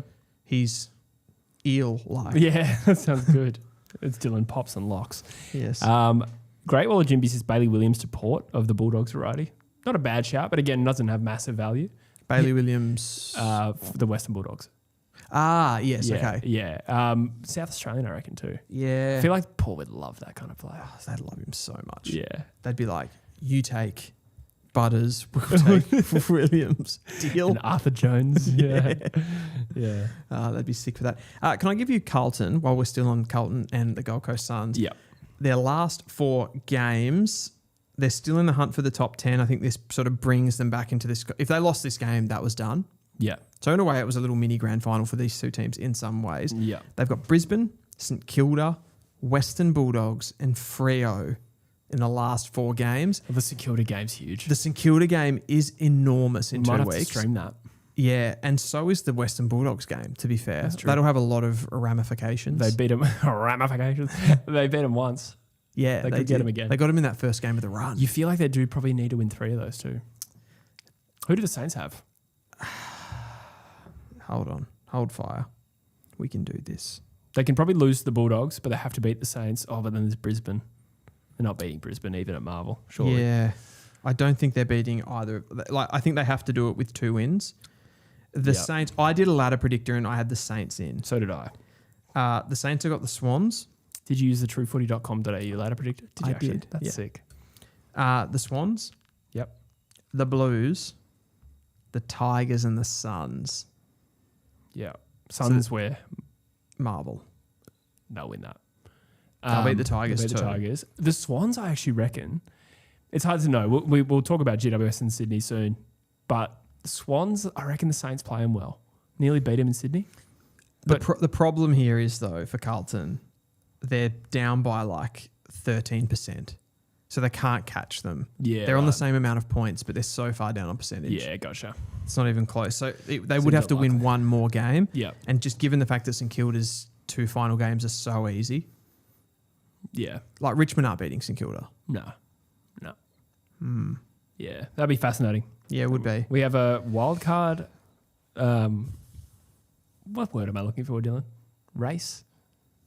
A thrilling race for the 10th spot. Yeah, although we just ruled it out that Carlton can't do it, so maybe it's not that thrilling. Yeah, but still, that Carlton St Kilda game will be massive. That'll be massive. Yeah, 100%. And St Kilda could get wobbly. Yeah, they could. They could lose to the... To be fair, they could lose to the Gold Coast Suns. They could, but they've been fairly reliable this year, the Saints, haven't they? I thought you could say the Suns. I'm like, no. No. Like, I guess they could, but at Marvel, like the Saints, have they dropped too many games where you think, how the hell did they lose that? Not really. I feel like they've beaten the teams They lose to they're Port? expected to. Maybe not. They beat Port in Adelaide. Did they lose to Port at Marvel? Or me tripping? Don't think so. We're talking a lot of shit right now. Yeah, I don't know. Getting deep into the day of filming. I feel like the Suns just have enough like quality in the team Yeah. to be able to maybe push them. It's potential. Hawthorn defeated Essendon 132-39 on Saturday, Jesse. Just when you thought the Bombers win, they win a game against the Giants, they might be experiencing just a little bit of a nice moment. They just get brought back down to earth by the old rival. Surely nobody was expecting that form to carry into this game. I don't think anyone was expecting them to win, but I reckon fans thought, Yeah, maybe. we can't lose by 90, and yet here we are. Yeah. Well, sometimes it goes the other way with a young team that gets an emotional win, right? Yeah. So I was expecting anything in this game, but it went more or less as expected. Maybe a little bit bigger a margin than it was expected, but I had a stanker bank on that through this game from Twitter. This was from Heath. He said, really starting to see why people laugh so much at Essendon supporters. Last week, they were condemning the win. This week, they can't believe how shit they are. It's actually not a bad point. it's the worst of both worlds. Yeah. Oh. I think, though, with the pick one thing, the 3 players, they're all really good. Like, it doesn't feel like you need to finish and get Do you pick mean one. just based on the draft? Yeah, just on the draft. Yeah. Archie Butler, Gus Teixeira Teixeira. and Harry Van Hatten. Yeah. If you're picking second out of that, you're still going to get a pretty evenly rated good player. Yeah. You know, I don't think you can really lose in contrast to some other years. You still want the number 1 pick though, don't you? Because we're saying that now. There's like 6 months to go in the season. I think the decision could become a little clearer as the season goes on. That's true. I still am fairly convinced that whichever team finishes bottom will take Harry Van Hatten. But it is close. Yeah. It's definitely a close conversation. Yeah, that's true. You also don't want to win wooden spoons, though. No, you don't. You don't want to lose all the time. Yeah. Losing breeds losing, as they say. Yeah. That's a quote, right? We're experts on that, you and me. We are, exactly. Anyway, this game, Yes. Gunston Gunny. signs a 1-year deal, extends on for an 18th season, kicks goal 600, which is remarkable because he kicked his 500th last year. It's just crazy. absurd. It's crazy that he left for Brisbane. He was done. Yeah. He was done. Yeah. Yeah, didn't he have a pretty... I understand there were some personal things, but I think at Brisbane he was fairly anonymous, wasn't he? Completely. Yeah, didn't play in the grand final. Again, don't want to be insensitive because I think he went there for a personal reason. But I'm just speaking to the fact that we never thought we'd see this Gunston again. Yeah, it was done. Like his career was over at that point. Yeah. Going through this game, Essendon actually did play pretty well in the first quarter of this game. It really started to unravel for them in the second quarter. So it was 3-2. They were down at quarter time, still very much in the game. Quarter 2, Hawthorn just went bang, 6-0 in that quarter. Will Day kicked a couple of goals early. I still feel if Will Day is, and he's starting to build into this season, there was a couple of moments where he can just, he'll be on the boundary line and he'll have a couple of defenders closing him down and he can just accelerate and run around them and really open the game up. And if he's kicking goals and he's building into this final series, they're going to be such a bigger threat, I feel.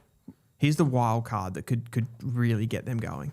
What percentage of the premiership pie? Where are we at with Hawthorn? Yeah, so for the record, there is one on truefooty.com.au. If you go to season 2026, there's a tab called Premiership Pie. I've got mine up there. You can also submit your own and there can be a fan aggregate one. There's also St Kilda are currently the 4th favourite, so we need more people to vote in that, please. Okay, so I'm going Freo 50. Yeah. Brisbane 30. Okay. Hawthorn 20. Okay, I've got mine here in one moment. I don't think any other team can win the flag. Okay. I got Fremantle 70. That's large. It is large. Brisbane 20. I've gone Hawthorn 5 as the 3rd most likely.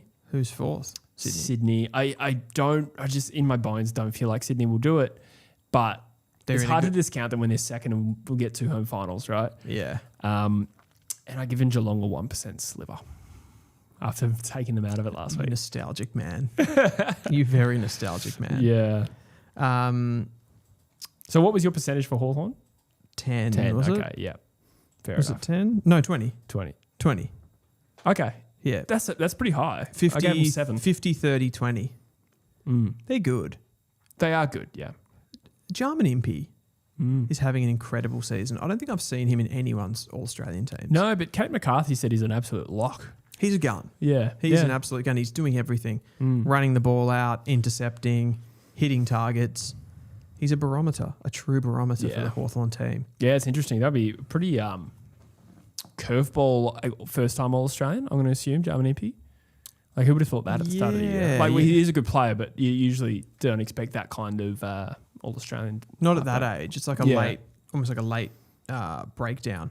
Rogie just threw a super chat saying Brownlow predictor for the site with a super chat. That's a good idea. I was actually thinking of next season, literally doing it game by game, and people can vote on the 3-2-1.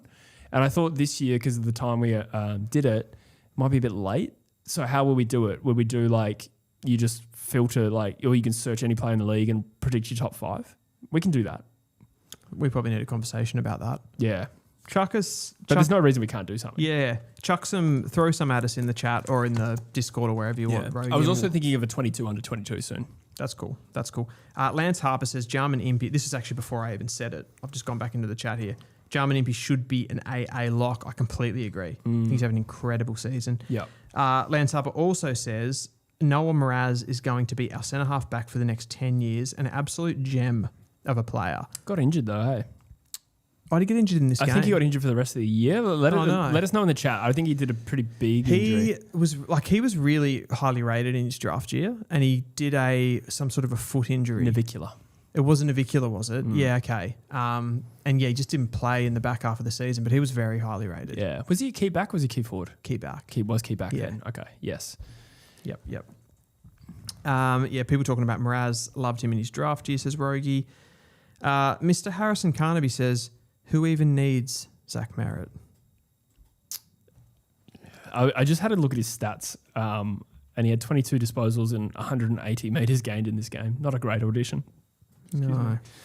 I wonder what he cost. Pick 16 and 24, I think, is what John Ralph said is likely the trade. But I feel like as the weeks go by, it's a bit outrageous to ask for that. Yeah. I mean, he can because he's contracted still. Kidney lacerated, that's what it was. Out for a few weeks. Thank you for clarifying. Lacerated the kidney. Yep. Yeah, right. Yeah, it's an unlucky one. Yeah, more people just saying Impey. Oh, no. Wilbur the Pair says Impey is not a lock, but definitely a consideration. I think he's a lock. I think he's been absolutely incredible. Absolutely incredible. I might have slept on him a little bit there. I didn't realise he was a lock. Oh, I mean, he might not be a lock. I mean, I might be being a little bit. Just backflip so quickly. Yeah, I know. No, he's been very, very good. Now, big news to come out of this game was Sullivan Roby. He was tackled by Lloyd Meek, brought down. It looked like a serious knee injury. I think it's not going to be an ACL. It sounds like it's going to be an MCL. Shit. I knew he got injured. I didn't realise it was that MCL. Yeah, MCL, I think. Yeah. So season done. Yeah, it's not looking too good, but at the same time, looking better than it potentially was, as it looked like an ACL at I first. suppose by October he'll be potentially okay. He'll be back for the preseason, I think. That's good. That's kind of where it's at. That's good. Archie Wicks and Jordan Ridley also get injured, I think.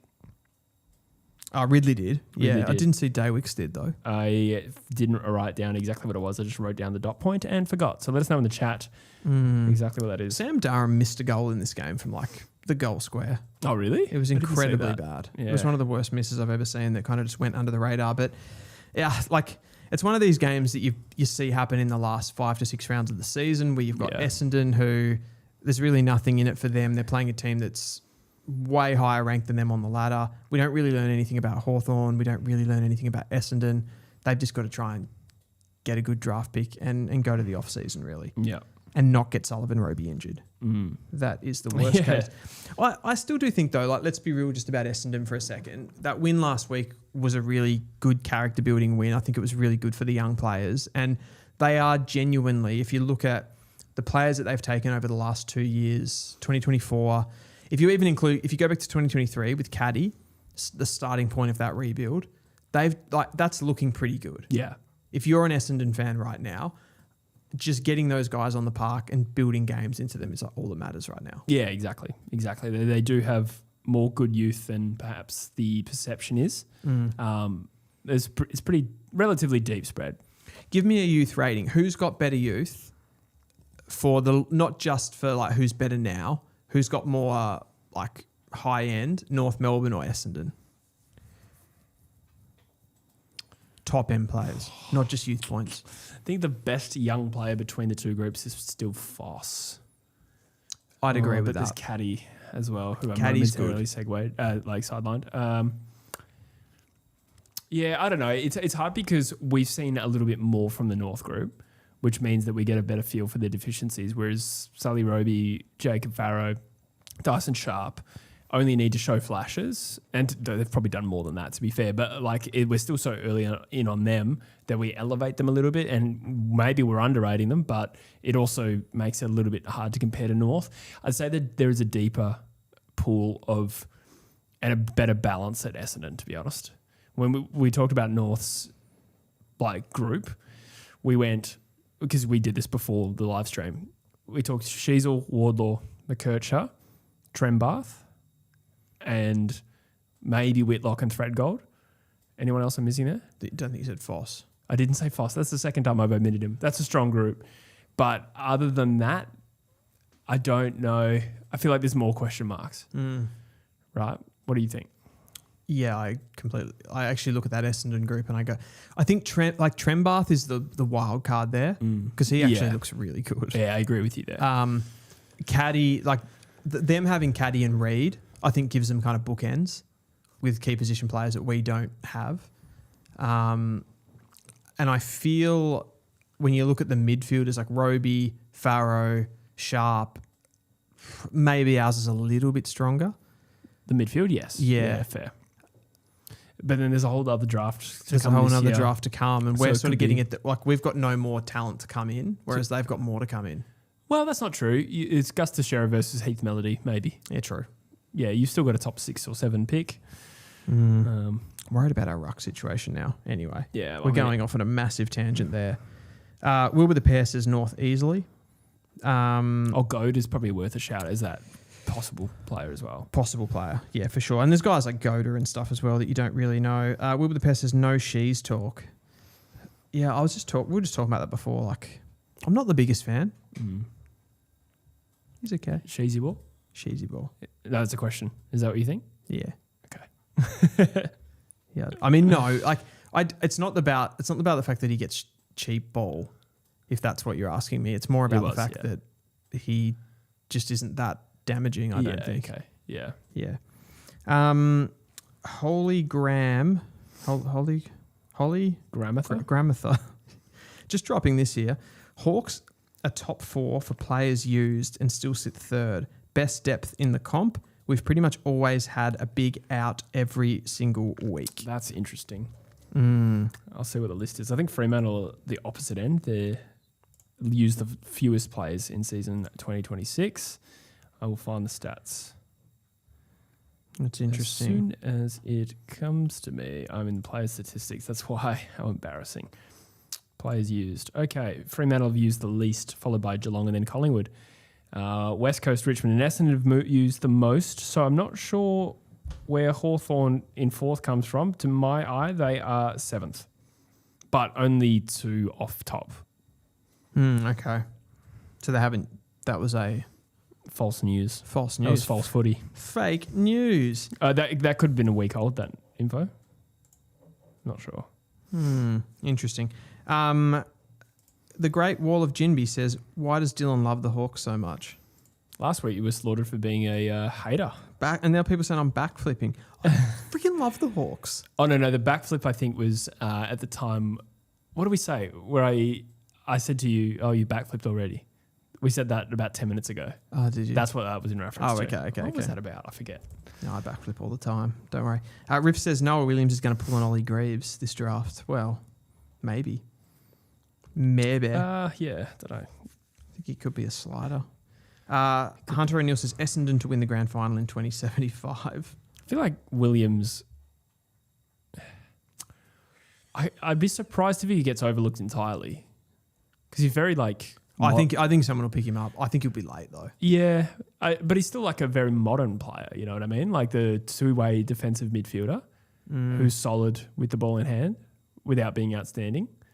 To me, there's less do not touch than maybe, and I don't know why Greaves slid, but you know, if you look at big-bodied mids and their deficiencies in the modern game, you can sort of see that more clearly. Does that make sense? Yeah, I suppose my question with Noah Williams is where does he play? He's at the moment he's playing either midfield a lot at school footy. Vic Country, he started in the midfield, then went back. So he's a small defender, 177 centimetres. Yeah, true. He's a decent kick. I wouldn't say he's an elite kick. No. He's a decent kick. He's tough. He defends well. Just not sure of the high-end potential. Yeah, fair enough. Yeah. Would be my call, but it's going to be an interesting conversation. We'll get into some draft stuff more. Rogie says, Dylan, have you Von Viggs? That's a very niche reference, but I liked it. Jimpy at lock for AA was your backflip, by the way. Oh, MP for AA. Yeah, you said you think, oh, he's an absolute lock. And then I said, I didn't realize he was a lock. And you're like, yeah, right. I don't think he's a lock. Probably not. Yeah. Yeah, 100%. Greaves has been pretty good since coming into the Hawks side. Yeah, he actually has. I mean, to get into that side in itself was pretty good. Riff says North still need a key forward, Sam Gafer. I mean, I would hope we'd pick up Sam Gafer, but we don't have the picks. I feel like there's enough time for someone like a particularly a tall to bolt. Yeah. It doesn't seem beyond the realm of possibility that whether it's Harris, Gafer, or... I think Harris is the one. Slattery? Could he bolt? Nah. No? Okay. No, I don't think so. Oh. Well, now I feel silly. You've embarrassed me in front of the audience. No, but I get the premise. The premise, it could be somebody totally different. Yeah. It could be Sullivan Roby. He could come back, take a time capsule to 2000 and... No, wait, that would be... What am I talking? What am I saying? We're getting deep. We need to move on. We do need to move on. We have Sydney and GWS. Sydney Derby, 33. The Swans won this one, 139 to 88, a 51-point win. They just dominate the Giants at the moment, don't they? It's not real. Again, it's another one of those derbies which you sort of brought to my attention last week that there just aren't many of these that are very close outside the showdown. Yeah, I mean, there's definitely been some thrilling Sydney derbies. But not now. Yeah, not so much. Right. Well, certainly not this week. Sydney found an unlikely clearance game. Is this them switching their game style in preparation for September, or is it far more likely that it's just GWS whose stoppage game reeks? It's so hard to know with the Giants. Yeah. You can't use them as a baseline for anything. Yeah, They can just throw up such weird results, I feel. Yeah, plus 21 in clearance though. Yeah, this game was basically, it's hard because it wasn't a 4-quarter game at the same time. Like the Swans just dominated them from the get-go. Yeah, it was over at halftime. It was over at halftime. It was pretty much over at quarter time, to be honest. Errol Goulden had 41 disposals and 1,045 metres gained. That's right. Yeah, fuck. I forgot about that. I do still feel like he is one of those pieces that they haven't, like, he's just had he's picked up weird injuries over the last couple of seasons. Yeah. And he's still probably the fulcrum of their team. Nice. Thanks. He is, yeah. You can't imagine a world where Sydney go deep into September without Goulden. No, I know they sort of coped without him, but I feel like if they're a threat, Goulden needs to be there. Yeah, I think in the competition, if there's any one team that needs their best players to play well, it's Sydney. Yeah. They rely on those guys so much. The Heaney's, the Warners, the Gouldens. Yeah. Probably Curnow now as well. Yeah. Blakey. McCartan. Papley. Yeah. Got a lot of good players. Yeah, they do, don't they? Yeah. But then when you go into that bottom 10, it Yeah. starts to get would he get a game for another team? Would he? I don't know. Mm. So yeah, it's a tricky one. Did you actually see that the fire alarm went off at this game? No, Okay. I didn't. Yeah, the fire alarm just started going. Yeah, right. Interesting. It was like here. It was like True Footy. Oh yeah, when my God. Yeah, it was like that. That was our second ever live stream here. And there was 4 minutes to go, North-West Coast. There was 4 points the difference. Yeah. And then the fire alarm told us to evacuate. So we kept going checking the window to see if other people were We're leaving. just is there a fire? Yeah. Doesn't look like it.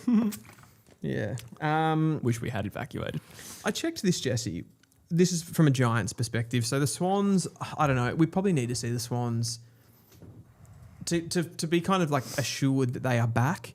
I feel like they need to beat somebody a little bit better.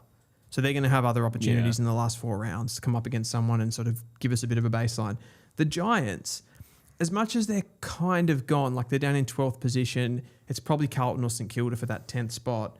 This is their next 4 games. Port Adelaide, Gold Coast, West Coast, Adelaide. Could they win the last 4 games of the season and make the top 10? Yeah, you can't discount it because it's GWS and it's ridiculous trying to predict them.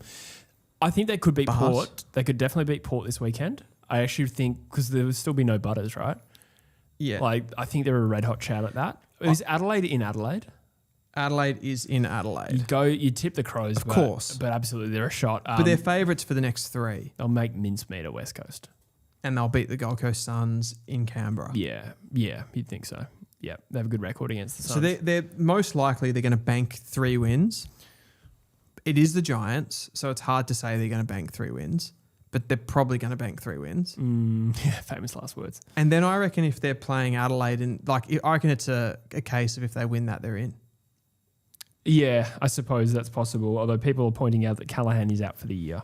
Yeah, he is. So the injuries have cooked them this year, which I think we've sort of talked about in a trade video that comes out tomorrow, but I think it's been a bit of blessing in disguise this season from GWS, where they're forced to expose the next layer, and the next layer is all right. It's good, isn't it? And they'll get Tom Green back, they'll get Darcy Jones back, both off ACLs. And, we're hearing they're going to part ways with Jesse Hogan, Jake Stringer, and a third player that's eluding me right now. Jake Stringer, Jesse Hogan, not like a Kelly or... Kelly wasn't one of them, but Green, Toby Green. That's not confirmed, of course, but he's likely to get to Geelong, maybe 60-40 chance, we'll call it right now. Tom Green? Tom Green comes in, Toby Green goes out. And so we're just going to see a completely different demographic, and quietly I think the young talent's good.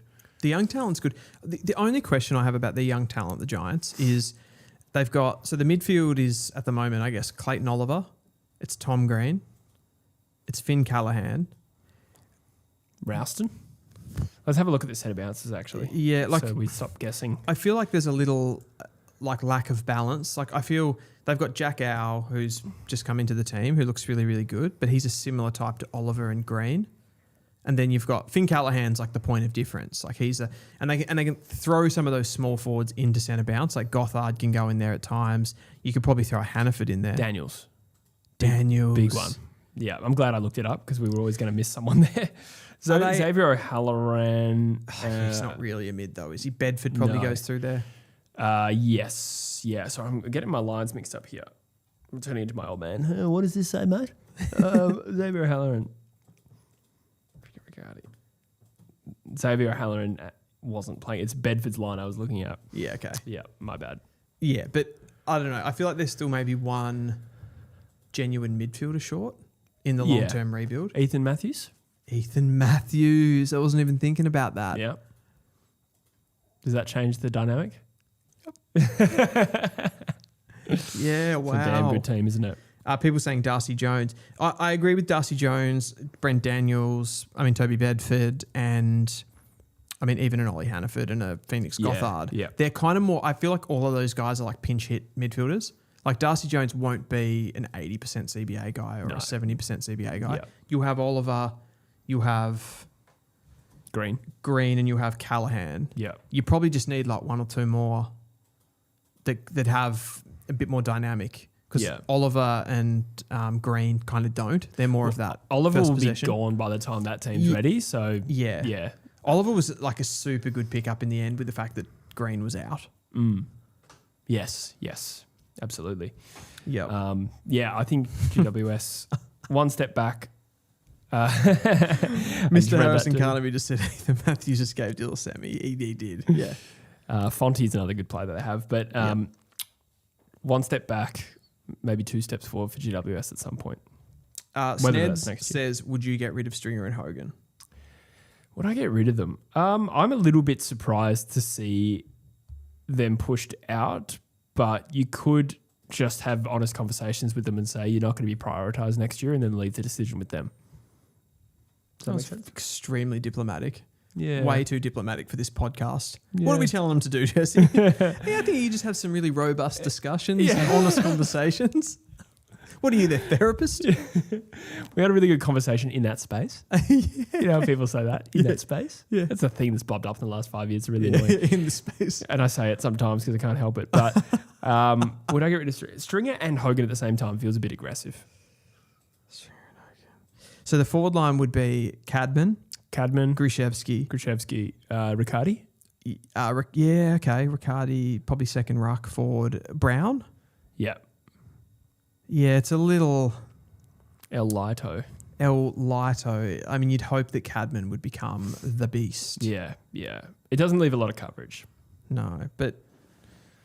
Kelly's still contracted for a while. Would someone like an Essendon look at him? Kelly? It really, before I say that, it relies on his body being not cooked. Like, obviously, Essendon shouldn't take on a player that's not going to get on the park next year. But if there's any argument for, like, any thought of him coming back and some hope of returning to fitness, he's the sort of, like, veteran. Essendon, they could certainly do worse than that. And GWS have probably moved past him. Would you prefer Kelly or would you prefer, like, still side bottom? I'd get them both. Just get him in. I reckon. Yeah, don't hate it. Yeah. Don't hate it. If you had to pick one, maybe Steele. Just because we don't know what Kelly is going to come back as. But yeah, still side bottom feels more sustainable. Yeah. As a organism. Kelly's a fair bit younger. He'd be like 3 years younger. In fact, 5 years younger. But feels older. 5 years younger. 5, is it? Yeah. Yeah, right. Okay. That's crazy. Yeah, interesting. I think we'll move on to the next game, which was Western Bulldogs and Richmond. This was a bit of a... Like, Richmond are becoming a bit of a hard watch this year, I'm finding. Until next week. 105 to 48.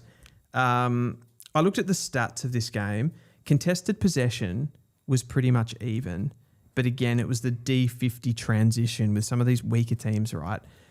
Defensive half transition for Richmond to score was only 7%. Wow. That's defensive half. That's not D50. Yeah, That's just moving the ball Wow. from one half to the other half.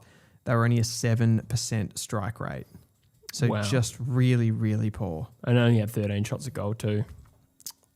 Yes. That's crazy. Yeah, correct. And again, it was one of these games where you find that with these weaker teams at the moment, you look at their games and you go, oh, okay, the first quarter, they were competitive. So 2 goals apiece. in the first quarter of this game. And then there's just one quarter that kind of blows the game open. So Western Bulldogs in the second quarter kick 4 goals to 0. Mm-hmm. Then they go back to the third quarter. Western Bulldogs win that one 4 goals to 3. So it's only a goal of difference. And then again in the last quarter, 5 goals to 2. So it's really the second and the fourth quarter that blew this game open. Yeah, that's going to happen though. If you're a team battling that it doesn't take much for your resistance to break. We saw that this weekend in the Derby too. The first possessions though, they got 49 to 30. Did you say that? No. Richmond were plus 19 in first possession, just struggled to do anything with it. I said basically they broke even in and around like contest and clearance. Yeah. Essentially. Yeah, exactly. So it's just kind of a rinse and repeat standard profile of a Richmond game. Not too much to really lead into it. But against West Coast next week, this could be the game that avoids a wooden spoon for them. Yeah. And it could be, alternatively, it could even be the second wooden spoon in 3 years. Second wooden spoon in 3 years for the Tigers. Yeah, 24 and 26. 24. And that's... And what do they finish? 25? Second last. Yeah. We're approaching... that has to be the worst 3-year stretch that club has ever seen. If they don't beat West Coast this week, when was the last time they had a 2-win season? Yeah, it's bad, isn't it? It's pretty bad. That's really bad. Mm. Yeah. Anyway, they'll beat West Coast. Yeah, I mean, there's not... I've got a little piece here. John Ralph posted this. A little piece. A little piecey. John Ralph said, if there is one game... Well, I want your opinion on this, essentially, and the chat's opinion on this. John Ralph, if there was one game the Tigers don't need to win, it's against West Coast this weekend. Agreed. Their last real chance to lose the wooden spoon. 18th gives them options in a potential Butters trade, control of the father-son and NGA bids, pick of the open pool, pick one of the open pool, pick of the open pool, he says. Bolter and Miller could return, but no certainty. A win will be meaningless in 6 months' time, even if this draft is more even than the Harley Reid Cup version. I'm not sure I agree with that. I don't think the pros are strong there. I know that pick 2 is not as good as pick 1, but how does it meaningfully change their control in a Zach Butters situation? Because they can offer Port Adelaide pick 1 instead of pick 2. Pick 1, which is ahead of the Cochrane bid. Now it's a bank. Now it's a bank. Yeah. I did a little Insta clip on this earlier in the week. Okay. Yes. Because they can't, if they have pick 2, they can't control what Essendon does. Yeah, you're right. Okay. I missed that obvious one. Also, I shared the reel and didn't listen to it. Didn't watch. No, I was very busy. I just collabed it. Brutal.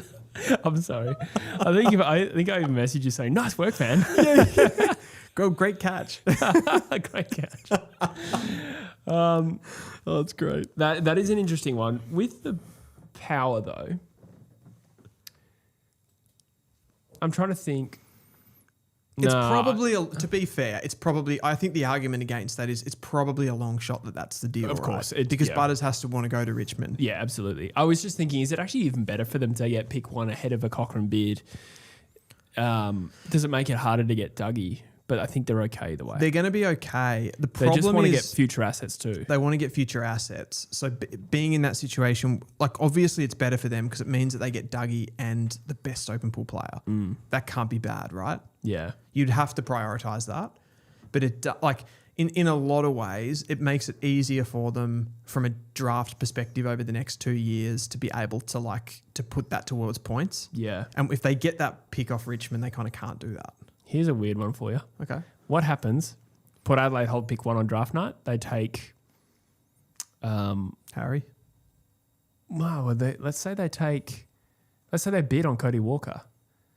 Yeah. Do they get another end of first round because their second pick is still at 4 or 5? Wait, let me think about this. So they've got pick 1. No. They would. Yeah, in that case, no. They would. No, they wouldn't because that pick would go to Dougie. No, not if they bid first. No, I don't think they would get it because they're not picking but then they're no, because at this point they've bid on Cody, they still have pick 5. They've picked 1 and 5. What I do think, though, my understanding of this, that I've heard through the rumour mill, is what happens is at the end of night one, I believe that's when they issue the end of first round picks, which means the AFL could possibly look at it and say no. I think they would. I think they're going to play that very much ad hoc. And I don't reckon they would give them that. I agree. That's my take. Yeah, but I think so too. Yeah.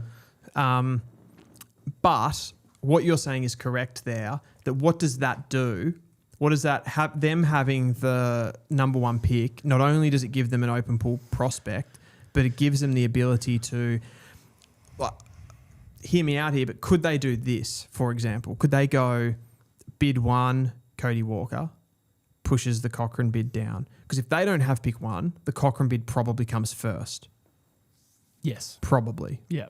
Let's say more points, right? Yeah. So the higher that bid is, the more points that it's going to cost them. Yeah. So bid one, Cody Walker. Could you pop a bid on a Matthews? Dog act, but they're the Giants are probably still going to take him. I don't know if that's a guarantee though, because of how much more difficult it is now to match in a bid that early. So if the Giants don't plan for a bid at pick 2, then they most likely can't match. They can't match. So you run the real risk of getting Ethan Matthews. Now, you could run that risk if you think he's not that far off. Yeah. Which would be fascinating. Yeah, okay, Forget Dougie Cochrane and Ethan Matthews. I think that's too much of a stretch. Yeah.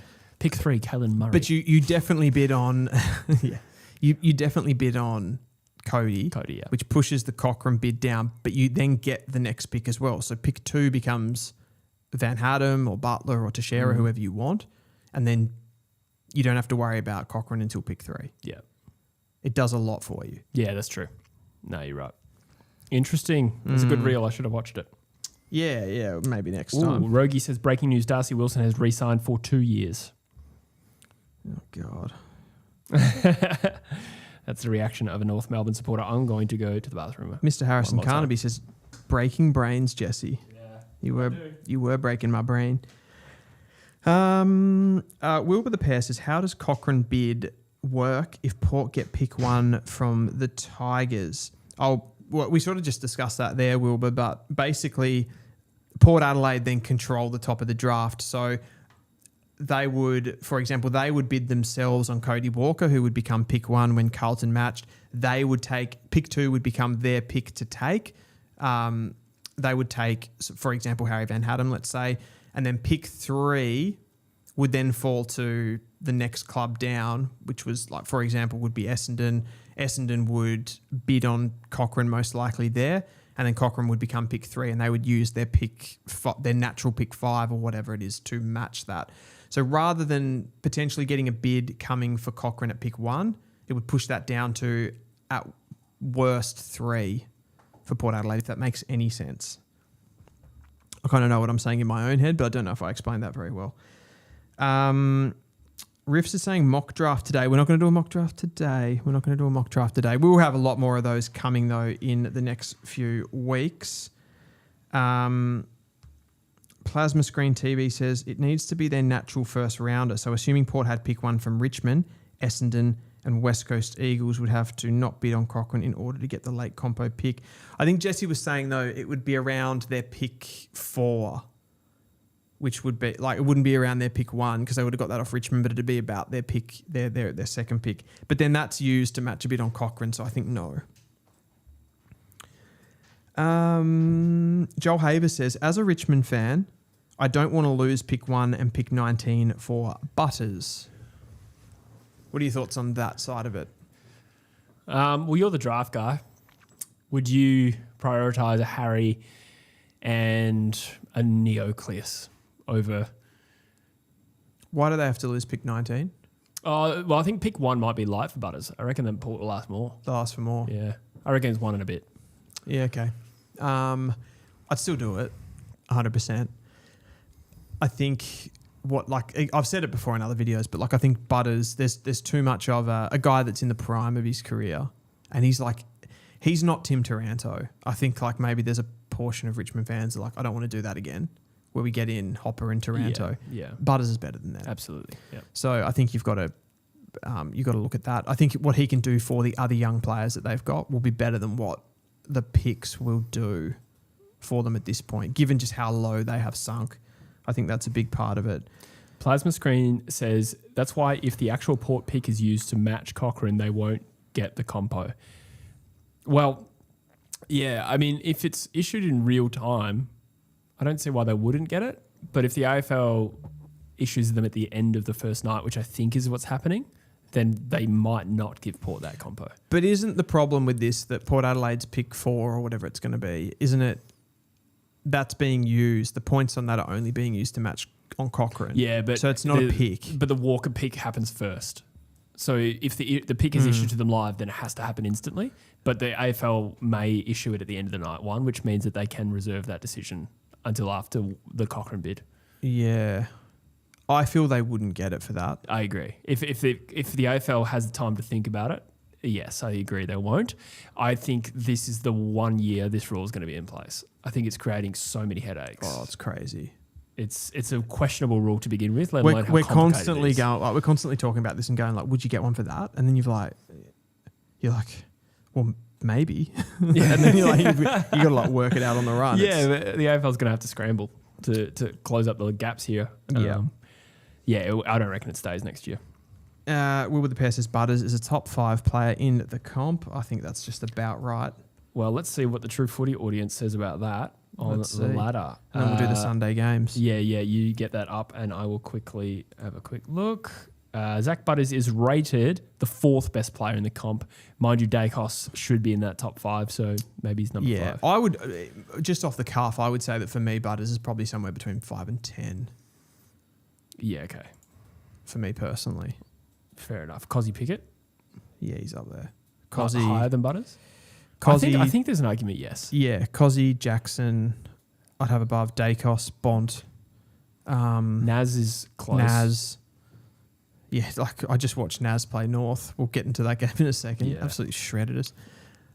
There's others. I mean, I think there's an argument too, like on some level, that I'd probably take like some really top end key forwards over Butters as well, just because they're harder to get and they're more valuable. But I mean, he's right up there. Sorry, we have some clarification. When he said 19, he actually meant if Richmond trade pick 1, they don't get the extra pick. Yeah, okay, I'm with you now. Sorry. Yeah. Yep. Will with the pair says Pickett is not higher than Butters. Fair enough. I don't know. I think there's an argument for it. Though. Yeah, definitely. There definitely is. Yeah, it's pretty close. I wouldn't die on that hill. Rogie says Butters at 4 for me. Some people saying Butters is overrated. Heaney, I'd have Heaney above. This is why you need to make an account for free and vote on the best players in the comp on the True Footy radar. That's actually just brought up some major discussion in there. We'll get into the Sunday games. Brisbane defeated Port Adelaide on Sunday. This was a big one. Again, Port Adelaide went toe-to-toe with the Brisbane Lions in the first half. There was only 9 points at halftime, and then again 14 goals to 5 in the second half. Those Brisbane Lions kind of are not just medium forwards, but you had like Morris was waxing. There was Charlie Cameron. There was Lohman. There was Bailey. Rayner kicked a ridiculous goal in this game. Absolutely ridiculous goal. Yeah. He can just turn it on when he needs to. If you look at the contest and clearance numbers in this game, it was probably just about edged by Port Adelaide. Sweet dominated the hit-outs. That was 45-25. Clearances were 37-35 in Brisbane's favour. Scores from clearance 29-26 in Brisbane's favour, but pretty even. Centre bounce was Port Adelaide 26-14. I think Jason Horne-Francis and Jordan Sweet's combination was pretty big for that. And contested possession was 123-121 Port Adelaide. But Brisbane got the transition game going again. Jesse, Dane Zorko back in form. This was actually a pretty good game, I thought. Yeah. Despite the scoreline, like it was entertaining. And that first half was cagey and close. Yeah, and I don't know if it was just because it was a beautiful sunny day and like the ground looked good and the don't know about the Port jumper, but Brisbane's jumper was glistening a little bit in the sun. I know that sounds really weird, but I just found it a very aesthetic game. I know you do like glistens. I do. Glistenings. Glistening jumpers. Yeah. What am I saying? I don't know. Anyway, Brisbane, I just thought they were too classy. And that was the difference. The Port, once again, sort of battered above their average, trying to do it without Zach Butters. Pretty competitive, but the damn wall broke. Yeah. And Brisbane just looking like they're tuning up for September. And a player that's a big factor in this is Will Ashcroft. His form, he had a game. His form is correlated with Brisbane. And it's like if he's reaching peak performance around the time Brisbane are, that's a huge plus for their premiership hopes. We know what he does in September. That's the thing. So you've got Will Ashcroft in that group. The other one is Hugh McCluggage, who hasn't fired a shot all season. Mm-hmm. He was back in this game as well. He had 26 disposals, 7 score involvements, and a goal. He was the highest rated player on the ground, Hugh McCluggage.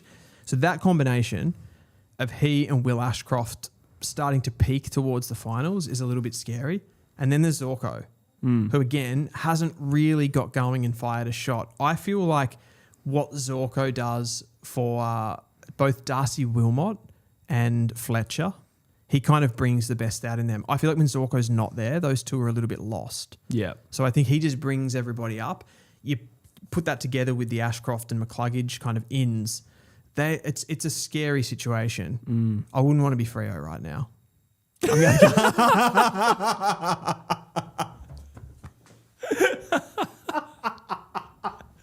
That was good. Because for a second I was like, surely not. Yeah, true. Who would want to be 3 games clear on top? Your face. That was good. I was like, no, Dylan. On a more serious note, much was said about Noah Anderson's goal of the year this week. Yep. Thought it was a pretty good goal. I think Sam Draper might have won goal of the year this year. He loves those, doesn't he? He does. Just in a random... I mean, he is playing pretty well at the moment, don't get me wrong, but like just not much else happening, and then he just does some rapid front through and kicks a wicked goal and everyone goes, shit. I have been a bit of a Draper skeptic. I had a conversation with Drews 24 hours before this game about, is Sam Draper actually good? Like, what's the hype? And then he produces one of the best goals, if not the best goal of the season. It was outstanding. Yep. Well, I was going to ask you, I had a little debate question here about where Brisbane sit in premiership favouritism. We kind of answered that with the premiership pie chat. You said 30% chance. Yep. Yeah, I like that. 30 for them, 50 for Freo. 10 for... I do think that, like all jokes aside, I do think that the worst team that could be coming good at finals for Freo is Brisbane. Oh, no, I agree with that. And it is them. Absolutely. Like, everything else has looked so on point for Fremantle this year. There's no real reason to doubt them at all. And they have arguably as strong, if not stronger, best 23 than Brisbane. I think some people still say Brisbane's is better. I think that's very debatable. And I still think Fremantle win the premiership. But in a year where things were going so rosy, and I said this a few weeks ago, the last thing Fremantle needed, the only thing that could get them a little nervy is Brisbane starting to come good. Now, they only beat Port today, this weekend, but they are looking much closer to the Brisbane Lions we've become accustomed to. It's those top-level players, isn't it? Like, when they're up and going, I think that's where it kind of separates a little bit for them. And Brisbane are the elite combination. Like, we've talked about Geelong and Collingwood being these kind of experienced sides, but they're not really good enough to compete with Freo. Brisbane sort of have that lethal combination of being like mature, have won premierships in the past, and probably have the players to go toe-to-toe with them. Yeah. And there's very little doubt about their ability to perform on the big stage, right? Exactly. Like, obviously anything can happen. They're in the not grand going to final, Sydney it. No, they're not. They're just not. They're just are not. they? So yeah, we've got a super chat here from the Colonel 96. Thank you so much. Hey guys, would love an ins and outs origin video for the upcoming WAV SA squads and the future Vic ones. Curtin and Van Rooyen and Jin be in. I like that. Okay. I like so is that in from the previous WA side? For yeah, example? I presume so. Yeah. Yes. Yeah. Oh yeah. Yeah, those are pretty good nominations. Like Van Rooyen, definitely, and Jinby, I 100%, think. Like 100%. I forget who the other. So Jimby wasn't in. Nah, but I think that was kind of fair. Like you'd expect him to be in the mix, but I think this year is really where he's gained that. He's become like an elite level player this year. Yeah. So I'd imagine he gets in. I'm trying to think. Sam Taylor's obviously in the team, but I'm trying to think who else was trying to keep back. Barris. WA. Yeah. Well, maybe you could play all three. Yeah, you could play Jimby. Yeah. Jimby's versatile enough. Yeah. Interesting. Yeah. No, that's a good shout. There's a good shout. Also, that's a great feature for the website. Yeah. Vote on the State of Origin. Wooden Spoon Data says, lads, Darcy Wilson signed and delivered +2. G'day, Wooden Spoon Data. Yes, somebody just broke that news to us before. That's a great result. I'm a bit sad about that because we've been talking for the last few weeks about maybe he's coming to North Melbourne. Everyone's talking about he's got his nephew of the galloping gasometer. Yes, you keep bringing this up, and I don't know who that is. What's the player's name again? I've forgotten. forgotten his actual name. But there's, for people who like know Arden Street, there used to be a gasometer, like one of those big gas structures straight across the street from Arden Street. And he would run down that wing. Yeah. He was like a running... A gas L. He was a gas... What was that? He was a lengthy player. And he was a gas L. Like he would run down the wing and they called him the galloping gasometer. Okay, gotcha. Yeah. Gotcha. I think I've told you that story about 4 to 5 times. Yeah. Smithster says, Harley Reid, best player in the comp is a joke. I don't know what that's in reference to. Nobody said that at all. I don't understand where that's come from. Stop having an argument with yourself. Maybe somebody else in the chat said it. Maybe. Amos comes in for WA. Yeah. Fair. Amos and Van Rooyen. And Hogan would probably miss out. Yeah, which is crazy because he was the best Yeah. forward in the previous game. But yeah. Rogie just given us a super chat as well. Thank you very much, Rogie. Dan McStay's goal clears Anderson and Draper's. I actually saw that goal. That was really, really good. I might go Draper, number 1, but I'd say Dan's was 2. You saw it? Yeah. It was the only thing with Dan McStay is I feel there was a real high level of arse. Like I know those. He has been doing lower body training. You know what I mean? Though? Yes. It felt very fluky, McStay's, but it was great. I don't know. I do like the element of like some team defense first. Like he sort of smothered the handball or something to me. Yeah. He got it No, again. I like that multifaceted element of the goal. And it was, I guess it's an RC check I suppose what I mean by that, like it wasn't RC. He did it. I think he attempted it. And like what happened is what he wanted to happen. But I think he hits that 9 times out of 10 and it misses. Fair. But I don't know if that eliminates it from goal of the year contention. I kind of like those still. True. But that could go close. But I think grabbing out of the ruck though is kind of absurd and running from 50. It's like Harley Reid's, except he was the ruckman. Well, he's the best player in the comp. That's true. Yeah. And Caleb Daniel is not an All-Australian, says Harrison. That's right. Okay, so that pretty much... Well, one thing we didn't talk about with the Brisbane Port Adelaide game is the Ty Gallop incident. Oh, yeah, true. What did you think about this, Jesse? You're like, I liked it. I want to see more of that in the game. Shitty act. Yeah. Just had a moment, I suppose, to put it lightly. Yeah. I can't speak to his character, but it was a really ugly thing that you don't want to see in the game. Punishment? I don't know. I suppose my first question we actually just got a super chat from Ellie Luth. Eli Louth. Eli Louth. I always get that wrong. Yeah, I'm not sure. Hey, guys, on the Port game, what was your take on the Gallop Georgiades incident? Thank you, Eli. Do we know what happened to Georgiades? No, I don't know what happened to Georgiades. Because that's a important thing for like impact and concussion. Because if he's concussed, you have to throw the book at him. You're looking at 4 weeks, I reckon.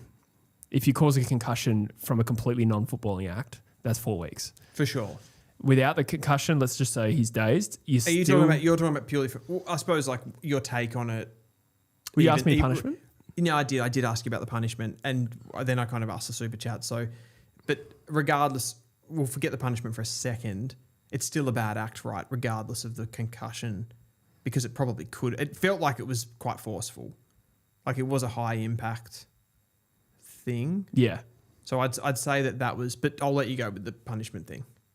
I think even, so some people in the chat saying Mitch is fine. Then Eli says he had just come back from concussion. So that's tough. Like that is really unfortunate. I actually think you just judge on the act. Not the fact, like Ty Gallop may or may not have known that. Doesn't make it worse if he has come back from concussion. I think you separate that from the punishment. Either way, it's got to be 2 or 3. Yeah. I hate that. I hate that action in general. Yeah. Where there's that sort of like I suppose it's been in footy for a long time, hasn't it? Where someone kind of gets tackled and then you just get another one. I hate it. Yeah. I even hate it when Eagles players do it. When you run someone down from behind holding the ball and the player didn't know you were there and you grab their back and you shove them into the ground. Yeah. Even if it's not dangerous, I hate the act in general. It's just so arrogant and it's also like, it's not a fair fight if someone's got their back to you and even if you ran them down, great. But like, it's something a little bit pussy about it. 100%. And purely, like I reckon to add into that, it's way worse. It's one thing to go, I'm going to put my body weight on you and sort of just like make you feel it while you're on the ground and like kind of push into you. But to actually whiplash them like that is particularly worse. Yeah. I think this is a fair bit worse than what we are describing. This was like banging head, like because completely. he grabbed him by the jumper, Yeah. pulled him up, Yeah. and then with his force down. And like you do have to remember that these guys, like if you've played local football and someone's done that to you, these guys are quite a bit stronger. Yeah, Like that's true. The force that Ty Gallop could produce would be strong. Yeah, agreed. So I'm just reading the chat here. It says tackle was cleared, charged with serious conduct, same as Cherry Blood. Yeah, okay. I don't even really remember the tackle. I'm really talking about just about the pick up and drop. The tackle. Yeah.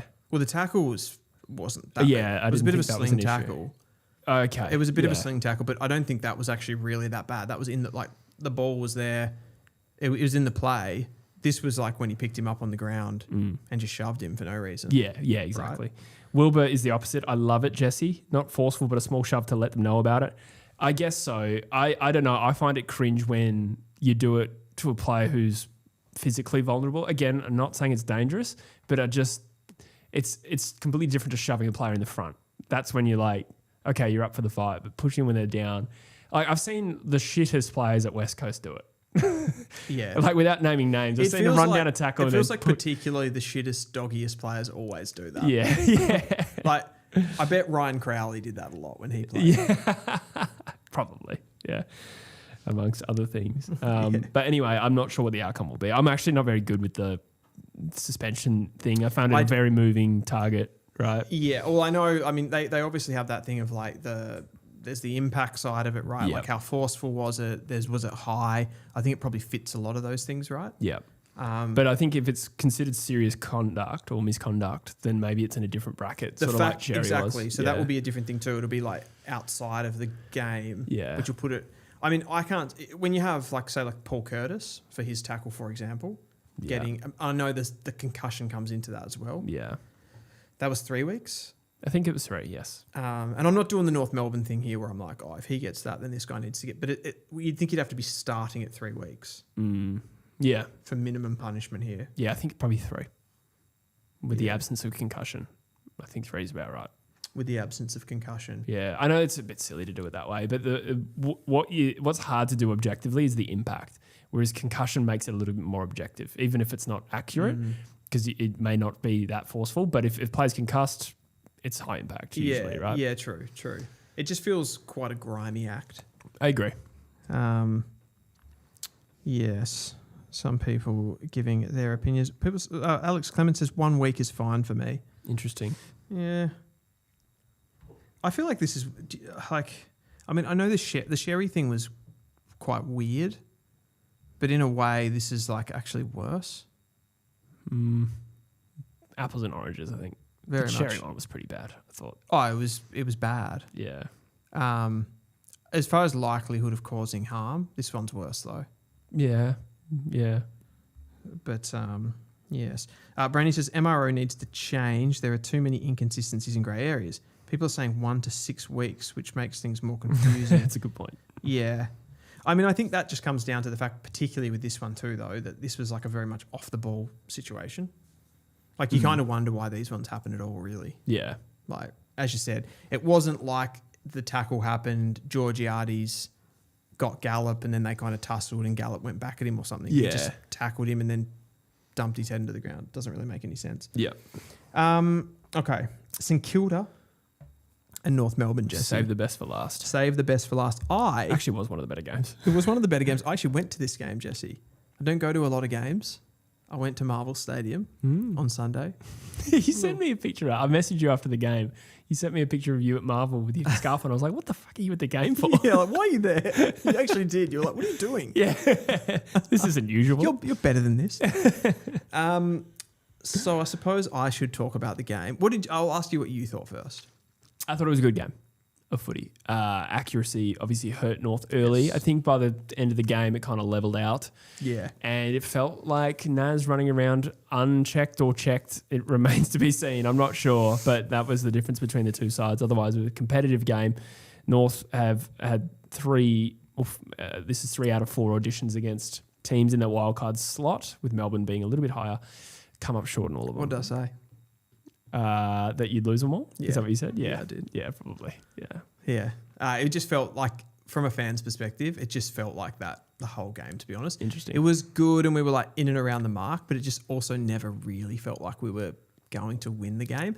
I think we hit the front early in the third quarter and then St Kilda went on a little bit of a run after that. And that's when NAS really caught fire. I think all his 4 goals came in the second half. Yes, from memory. Finn O'Sullivan was definitely running with him to some degree early in the game, which again, like, I'm in that camp and I'll get your opinion on this too. Like, I sort of don't mind the idea that Finn O'Sullivan does run with roles, but I feel like he's also basically our most talented player. And I'm like, I just want to get him on the ball. I think the run with thing is purely just a development thing, right? Sure. An education thing. 100%. I think 100%. Foster's only in his second year, so he's not above that. The Eagles do it with Dersma as well, who was a year younger. So I think there's a long-term payoff there. In this game, I didn't see anyone close to NAS too often, to be honest. So I'm not sure if they got that right. talked about it in the post-match and he was kind of like, well, with the stand rule, you basically can't stop him running around for the handball and he just gets it. They give it to him. Kind of just didn't really offer anything. Yeah. As far as like, I was one of the things that got me with this game, like watching it live, you sort of see the stoppages. Yeah, like I was in the first tier and I was kind of like at ground level. And you see like, I felt St Kilda, like they dominated us from centre clearance. Yep. I haven't even looked at the numbers. I'm just basically purely going off my eye test here. But like TDK was jumping all over Tristan Xerri. We didn't get any foothold in the centre clearance battle from a ruck perspective until Trembath went in there and could actually jump at TDK a little bit. I felt like he kind of tired quite quickly and then TDK got back on top. But they were just waltzing the ball out of the centre of the ground. We didn't really fire a shot in there. And our overall, I thought, like, clearance method, and I kind of bring this back to last year where Tristan Xerri dominated other rucks last year. He's struggling this year from the new ruck rules. I think that's killing his confidence. So even his around the ground ruck stuff is suffering. And we can't get on top in those centre clearances. And it's really exposing our method around the ball. Like when Nas was at those clearance opportunities, particularly like full clearances and stuff, the blocking and things that St Kilda players were doing around the ball to open up space for him was huge. And we don't have anything like that. Yeah. We were it felt like everyone in our clearance method were just like running to try and get ball. Yeah, okay. So everyone was going for the same ball, just trying to get it. St Kilda had this like nice balance of somebody going in to get the ball. They knew where the hit to was going and then the guys would spread from there and we just couldn't really go with them. We couldn't stop them. So that was disappointing. I think we had some, like from a player perspective, we had some nice moments. Like Trembath was a big standout for me. His forward work was so good. Just his athleticism to jump at the ball. Like we've definitely found a player there. So I'm super, super happy with that. Larky continues to struggle, missed a set shot from like 25 metres out in this game where he didn't even make the distance, which was just like, what are you doing? What is going? You know, he always does that where he kicks the ball really just flat and low. Yeah. 25 metres. Ugh. Disgusting. Maybe I'm over-exaggerating the distance there. Like, I'm under-exaggerating the distance there. That's Matt Owe's areas. Yeah, it was really, really bad. Griffin Logue, really, really bad. Charlie Comben, awesome. To watch Comben play in the flesh was actually really like, I was like, wow, you're great. That's good. Yeah. I feel like you've been a bit more casual with, is that the right word? Yeah. Reluctant to I know he's hype him. I know he's important to us, but just the work rate and the physicality that he plays with and some of his intercept stuff was really, really good. So he stood out. I actually thought Core did okay. I thought Logue was rubbish and constantly, this is one of those things you see when you're not watching it on TV, is that Caleb Daniel, like he constantly gets exposed in the air. I wonder why. Yeah, well, exactly. And at the other end, it felt just as frustrating because like whichever end we're at, we had Caleb Daniel closest to our end at one point as a defender who would get outmarked by the wrong matchup. And then at the other end, we had Zach Banch and he was getting intercepted on all the time because every time they kicked to him, someone would just peel off and take the ball. Yeah. Frustrating, Jesse. Frustrating. It's a missed opportunity. Season's probably over as far as top 10 goes. Certainly, I'd say. I don't know. You were at this game. I don't know if you caught this stat, but I believe, and I hope I didn't hear this wrong, Nas is the first player in history to be 3 goals, 30 touches, or more than 30 touches, and more than 750 metres gained at three-quarter time. Wow. Yeah. I believe that's true. You know how they put up the stats on the board? Yeah. I saw it and I remember seeing it halftime and I'm like, he's had like 25. Yeah. At halftime, I'm like, holy shit. Danger signs. And then the goals started to come. He was just a threat. The St Kilda guys, to talk about them for a little bit, Darcy Wilson and Mateus Philippou. Again, I haven't even looked at their numbers, but just the way that they were covering the ground was really, really hard for us. Like we didn't have anyone that could go with those guys. Like they are just supreme athletes. Yeah. Those two. I almost think Philippou a little bit, like he's been playing a lot of like centre bounces and more of a midfield role. I reckon they should be playing him in that Langford role, that kind of aerial winger. Okay. Yeah, I can see that. Yeah. Yeah, he definitely has the athleticism and he's aerial as well. Well, you said aerial winger, didn't you? Yeah, Yes. 100%. Yeah. No, I like it. Did you see there was a bit of chaos? We did have a question. Lobster 108 says, what are the rules around late outs? Romo getting back spasms at the 11th hour. So a couple of late outs with Sharman and Rowan Marshall. I believe I forgot about Sharman, yeah. there is a cutoff at which you get fined. Okay. I don't have anything more specific. I remember years ago we made 2 late changes before a derby and we copped fines. And it might have been Ross Lyon complained viciously about it because we won. He's the one doing it today. Yeah. Obviously, Max, like another thing to talk about in this game was Max King, who came back. Like the Saints fans were like obviously very hyped to have him back in the game. Every time the ball went near him, they were up and about. Didn't really have an impact in the game, and then he obviously went off with the hamstring injury, and now apparently he's out for the rest of the season. Yeah. Look, a lot of people are slaughtering St Kilda for this. Yep. I don't know if we know enough to be able to make the call that they messed it up by picking him. Obviously, hindsight's a wonderful thing, but they can't never play him. So unless people are really confident he wasn't able to play minutes, I'm not sure why the slaughtering is happening. Yeah, I mean, I think listening in, I've seen some clips of like Corns talking about it. He mentioned, I suppose, like that difference between playing match football versus training, and the fact that he should have played a less like a VFL game, I suppose. Yeah. Didn't that already happen? He got injured in the VFL, or am I tripping? I think that has happened at some point as well. I mean, like right now, it's really hard to see him getting through any sort of game. It just seems like he's going to pick something up. I don't know. I haven't got the answer to this. It's above my pay grade. Pay grade, as it were. Yeah. Yeah, it is a little hard to make comments about strength and conditioning, right? I don't know. Don't know. Very unfortunate though, and rules him out for the season too. Woody says NAS was the 3rd player to ever get 46 and 4. That's a big stat sheet. Yeah, it's insane. Big stat sheet. Guaranteed 2 votes.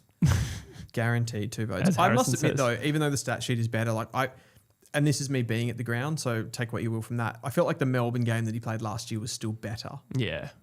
Well, that one had the drama of winning the game. It had the drama well, of getting them over the line, and the big marks and stuff at the end. But no, I mean he was like probably in the end, if you look at like the overall game, it's like, and I said this to you, we did a North Melbourne video earlier in the day. We still don't have that player that is like, we don't have our Nick Dacos. Yeah. We don't have an Asaya Wanganeen Miller. And looking at the North players versus the St Kilda players, I couldn't help but think we've got so many more high draft picks than them overall through the last 5 years, but they probably almost have better players. Do they not? Well, yeah, they definitely have better players. Like Naz, we don't have anyone as good as Naz. Yeah. He's pick 11. Yeah. Wilson, Philippou. If you Gus. combine the two teams, though, you'd probably go Naz and then Foss.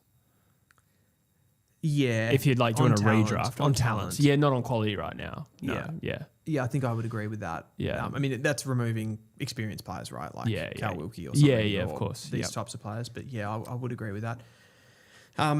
What were the clearances? Because Again, write that down. you look at the midfield and it was basically Windhager, Garcia, Philippou, and they I felt like they just absolutely annihilated us around the ball. Yeah. Annihilated us.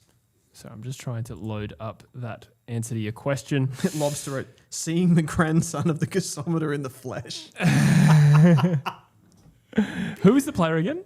The galloping gasometer. No, but who was the AA modern player? Darcy Wilson. Darcy Wilson, that's right. Yeah. Those long legs. So stoppages, they outscored you 33-21, which is not too bad.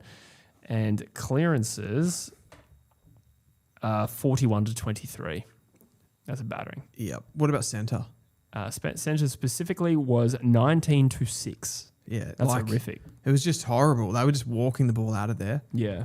And we're not good enough. Like, we didn't hurt teams enough to counterpunch from the back half. So Yeah, it was tough. It felt like as much as NAS was the difference in the game, I also felt like they were just better. They really were. Like, we would have been pinching the game if we won. Yeah, that stat sheet's pretty compelling. Yeah. Harrison says, hey, for the website, can you make it so users can straight up fold clubs so people like me can be put out of our misery? That's funny. It's like that. It did hurt like a little bit as a North fan to go to a game against St Kilda and be kind of like, oh, they're too good for us as well. Like, what are they? 10th? We're 13th. They're 10th. Like, it's okay. So fair enough. Like, we're not with the Brisbane. We can't compete with the Brisbanes, the Hawthorns, the Sydneys, the Freos. We can't compete with Melbourne, who are 7th or 6th or whatever they are. Yeah, we didn't beat the Western Bulldogs. They're 7th. Can't beat Geelong. Have you played the Bulldogs? I don't know. I think we play them next. Yeah, we probably do. Or soon. Whatever. We lost to Collingwood in a close game. It's like we couldn't really quite compete with them. St Kilda? You've actually literally only beaten this group, I think. Oh, and Carlton. Yeah. Yeah. Yeah, but is that not still about right for this year? Considering last year you were here and in this group. Yeah, no, when you say it's about right, is it like, good? Should it be so disappointing that you didn't get all the way there? In simple terms. I just don't see how the club, like, I feel like at some point you have to outperform. If you just had this thing of like, well, you've improved. Like, not every team just goes like up 2 places, up 2 places, up 2 places, right? Yeah. At some point you need to make a seismic jump. And and you need to outperform what people think you're going to do. For sure, but has the playing 25 or best 30 players, was that ever equipped to go to 10? That's really what's the question, in my opinion. You know, we don't mark Port Adelaide harshly for being where they are. But like, so, and this is like, so Adelaide last year, right? They finished 15th last year they finished first, but the year before they went from 15th to first, from 24 to 25, right? Yeah. If they had finished 13th, would we have said like that's about right? No, but they're on different trajectories. Adelaide never fell through the earth like North Melbourne did for half a decade. And Adelaide the year before that had missed out on finals by a score review or lack of score review, whatever it was. So that's different. That is different. I think though that like the age profile's coming up with us. We are like we've got the Luke Parkers in, a few players. Now that does, I think that when you look at the age profile, like it sometimes is not. What's the word? I think with North it's inflated. It's inflated by some of those older players. I think we established your group is 22 and under still. Yeah, the best players, the most talented players are all 22 and under. Yeah, except for like Curtis maybe, LDU, Larky, Sherry. Yeah, that's like 3 players in their prime. Yeah, Combin as well. Oh yeah, he's a bit older, isn't he? Yeah. I think it's letting, like, to say that this is just, like, it's fine. This is fine. But when is the seismic jump? That's what I'm asking. We can't just gradually improve. So we're kind of like, we're waiting. It's going to go up like 2 places per year. You would have taken that a few years ago, I reckon. Well, yeah, but 2 spots next year puts you at 11th. The year after that, you're playing finals. I think that's about right, to be honest. I don't know like where the expectation's coming from. What North don't do compared to some of these other teams that have made jumps, they don't profit out of the trade market. No. Like, who have you added other than your top-ups from Jack Darling, We've got Charlie Spargo, Caleb Daniel, Luke Parker, Zach Fisher. Will you compare that to an Adelaide who had added Jordan Dawson, Isaac Rankin? They've done really well. Mitch Hinger and Keys were delisted free agents, to be fair, but they're just playing a different game at the moment. They need to enter that arena where they can sign better players. Yeah, I just read this comment. We're with the pair. Deal last year's Crows finished 15th, Jesse first. Deal, but last year they finished Jesse first. You know where I was getting to though. You almost seem frustrated. You're like, yeah, last year they finished first. I meant to say like that last year they moved. Okay. From 15th to first. Yeah. Is where I was going with that. Yeah. Spudo7 says, yeah, we were shocking even with top 10 picks. Now we haven't had access to that many top picks and yet seem to nail them. Is it about St Kilda? It could be. Is it also, I was going to say it could be true of North, but it's probably not quite right. I was thinking Doveston and Threadgold was a good draft last year, but it wasn't so long ago. Yeah. Yeah, it might be the Saints, I'd say. I'd still prefer... I know I go on about this a lot, but I'd still prefer Watson and Curtin than Dobberstein and Threadgold. Yes. Just saying. Yeah. Anyway. Yeah, nailed the wrong draft. Yeah. Alex Clement says, who is the bigger club, St Kilda or North Melbourne? St Kilda would be bigger, wouldn't it? Depends what you mean by bigger. Usually the lazy metric is memberships. It's also a little bit like the variables would be success, and North have struggled more than St Kilda have. They've got one flag. We've got... Sorry, no. I was going down a different path. Their membership could be higher because they have been more successful lately. So when 4 premierships to 1. I meant when both teams are in the finals, could the membership go the other way? Are there actually more North fans? I don't know. St Kilda, they're a small club, but it feels like they have a strong identity. I think they're very represented online. Maybe that's what it is. Is what I would say. Maybe that's what it is. I think they do have slightly more members than we do. Yeah, I think at this point, that's right. Yep. It's not that many. I think we're both in the bottom 2 outside, like Gold Coast, GWS. I think I think Brisbane's pretty low too. Okay, interesting. I've got a couple of little comments from people from online. Vrasaliak says, Tristan Sherry is killing us. He says, people won't like this. But not only does Clarkson, Logue, Core, Scott, Banch have to go. Oh, okay. So he's put Clarkson into that. Okay. Not only does Clarkson, Logue, Core, Scott, Banch have to go, Sherry does. The ruck rules have absolutely destroyed his game, and the mids can't get first use, which kills us. Trembath is our only ruckman who can do it, and Sherry will hold us back. I mean, you've got a closer lens on this, but did Sherry start the year this poorly? Because I feel like he hasn't been the same since he got suspended. Yeah, I think there's some truth to that. I don't think he was like it was clear that the ruck rules had held him back, but he's worse now than ever. Yeah. So if there is some form early in the season where he's playing well, maybe it's not entirely the ruck rules, unless other rucks or other teams with good rucks have been able to figure out strategically how to exploit that advantage more. Do you think that's a factor maybe? Like as we get more a body of work with this new rule, clubs who have the talented rucks or the athletic rucks can, through method, exacerbate that advantage. Well, yeah, and I think that's what we saw with TDK at the weekend. Yeah, okay. Because he is just a shocking matchup for Tristan Sherry. Yeah. It was awful. And you think about it, like he hasn't had a great season, TDK. Yeah, that's true. And this was like, wow. The contrast was incredible. It would make teams going, like pinning this back to the draft. Yeah, I know. It would make teams go, Harry Van Hatten. Yeah, I was just thinking that while you were saying that. Yeah, exactly. Yeah. Interesting. But yeah, I completely agree. Right now, at this point, Trembath is, particularly from centre clearance, a much bigger threat. Yeah. But he's too small, really. Yeah, he's like 194. Yeah. 193. Yeah, exactly. That's crazy.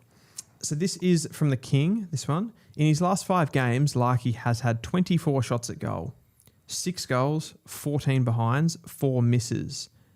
If this wasn't bad enough, the disease is now starting to creep into Trembath's game. It's spreading. Remind me of the stat, 4 goals, 14? 24 shots, 6 goals, 14. I think Harley Reid's like 5 goals, 20 in 8 But weeks. he's not a key forward. That's true. He's not the guy that's like literal job is to put them through. Yeah. Waterman's probably a bit the same, right? Like he's... yeah, mind you, I think since that North Melbourne miss, I reckon he hasn't missed too often. But yeah, obviously it's a big part of what they're required to do as key forwards, right? The problem is, and Mr. Harrison Carnaby says it in the chat too, like Larkey doesn't give you anything else. Yeah. If he's not kicking goals... He's a sharpshooter. He's a sharpshooter, exactly. Yeah, interesting. He passes the ball through the goals. Key forward in the draft? Like any appetite? Let's say Sam Gafer like really says pick me at pick 7. There's a bit of water to go under the bridge. But you have other priorities? I'm sick of waiting, Jesse. Okay, fair enough. Yeah. Well, if by October you haven't signed any of the key position players of note, then you have no choice. We're going to have to do something. Yeah, I suppose you got Matt Whitlock as well. But yeah, that's right. I mean, just to bring this up, we talked about it before, but I had the teams that North Melbourne have beaten. It's bad reading. It's bad reading. Essendon, Richmond, West Coast, Gold Coast, and Port Adelaide. And Carlton. And struggling Carlton. Yeah. Yeah. That is it. Yep. And you also lost to Port and West Coast once each. And Gold Coast were also 8 goals up. We've had a poor year. I don't think poor, but I get your frustration.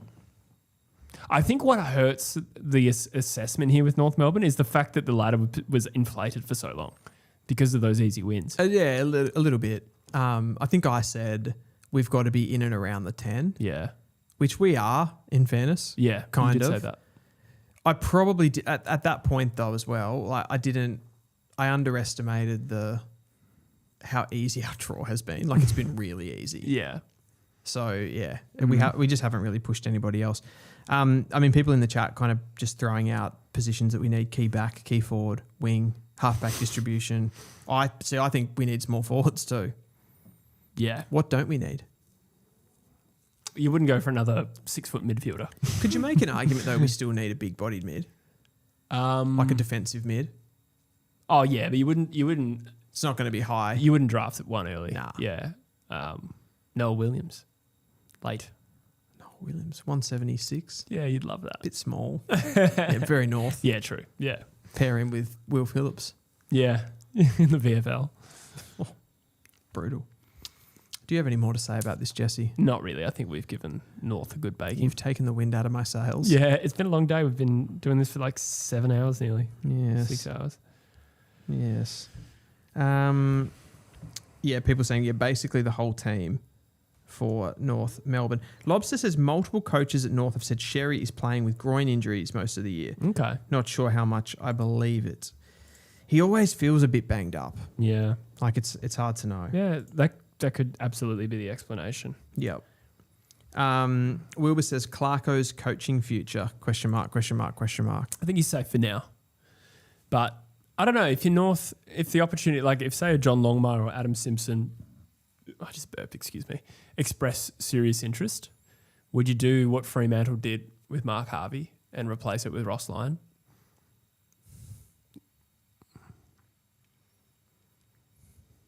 That's probably the only scenario you would do it this year. But I think you said before you want that sort of Sam Mitchell, young, hip, Professor. Ely. Yeah, the professor of football. Yeah. I don't know where you're going to find one of those, but that's where you probably wait a year. We need an eel. Yeah, you do need an eel. A Lockie. Lockie eel. Someone of high ilk. Yeah. Too many inside jokes. Before we finish up, I do want to shout out all the members that became members on YouTube in the last 7 days. Yeah. Chris Ward, Jared G, Pookie Bear, Elliot, Bailey Pullen, and boy is he, Caleb Martin, Hayden, Ballarat Tiger, Nathan Sands, Jake Taylor, Mark Watkins, Alex I'll just go with the first name. Yep. And Jaya. Thank you so much for becoming members in the last week on YouTube. I've got a couple of questions for you, Jesse. Hit me. Who gets the spoon? Essendon. Wow. Who gets the 10? St Kilda. Who gets the 4? I think that's pretty locked in. Not literally locked, but I think it'll stay the same. As it is now. Yeah. Did Geelong make the 6? Yes. Yeah. I would have said no, but then I changed my mind. I know, but the margins are pretty slim. Their percentage is good. It actually does. When you actually think about it, and I just ask you those questions, I'm not sure about the Richmond Essendon one, but I think St Kilda definitely will be 10th. Yeah. The 4 is locked in, so we don't have, as much as there was this big thing about the wild card round and everything, it doesn't feel that different. Well, it made North and St Kilda a better game. Yeah, true. And we've probably had one of those a week, to be fair. It didn't make North any better, but it made the game bigger, the build-up. That's true. So, with the wooden spoon, Yeah, that pretty much entirely comes down to Richmond West Coast. it does. That is, There's not too much else that could shake that loose unless well, the Essendon only beats other someone. thing is like Essendon just start getting absolutely, I think they got the Crows this weekend at Marvel. yeah, like if they lost by 100 again, Yeah. they could drop percentage, but I think most likely it comes down to that game. Which Richmond West Coast is actually a 50-50. So like that's a much bigger chance of it impacting the Yeah. final ladder. So We're live streaming it on Sunday. Sorry. Who is your prediction? Because that will be the prediction for your wooden spoon. West Coast. You think West Coast beat Richmond, so you think Richmond win the wooden spoon? Yep. I suppose the other thing was percentage, but okay, fair enough. I think so. All right. So you reckon you'll be going for... I'll be going for West Coast. You'll be going for Richmond. Yeah, I'll be supporting Richmond, obviously. Sounds about right. Yeah. Oh, I love it. All right, guys. That is a wrap. Another long episode. Oh, yeah. Here. As Jesse said, don't forget to go and sign up to the website. Go and check it out. Play with the trade simulator, the draft simulator. We've got lots more content coming on there. Vote on the Rising Star, rate players, rate grand finals. There's so much you can do on the website. We'll add State of Origin in time. So I just want to shout that. I really want the ratings to go up. And as we go along in this journey towards the draft, we're going to be having a lot more draft content on there as well. Absolutely. And videos and content. We might even be going live every day during the trade period. We Dylan. might be. We might be. It's possible. I reckon we do it anyway. It's a thing. Yeah. All right. We'll see you in the next one, guys. Thank you so much for being with us. Thank you for all the super chats, all of that lovely stuff. We'll see you in the next episode. Thank you, guys.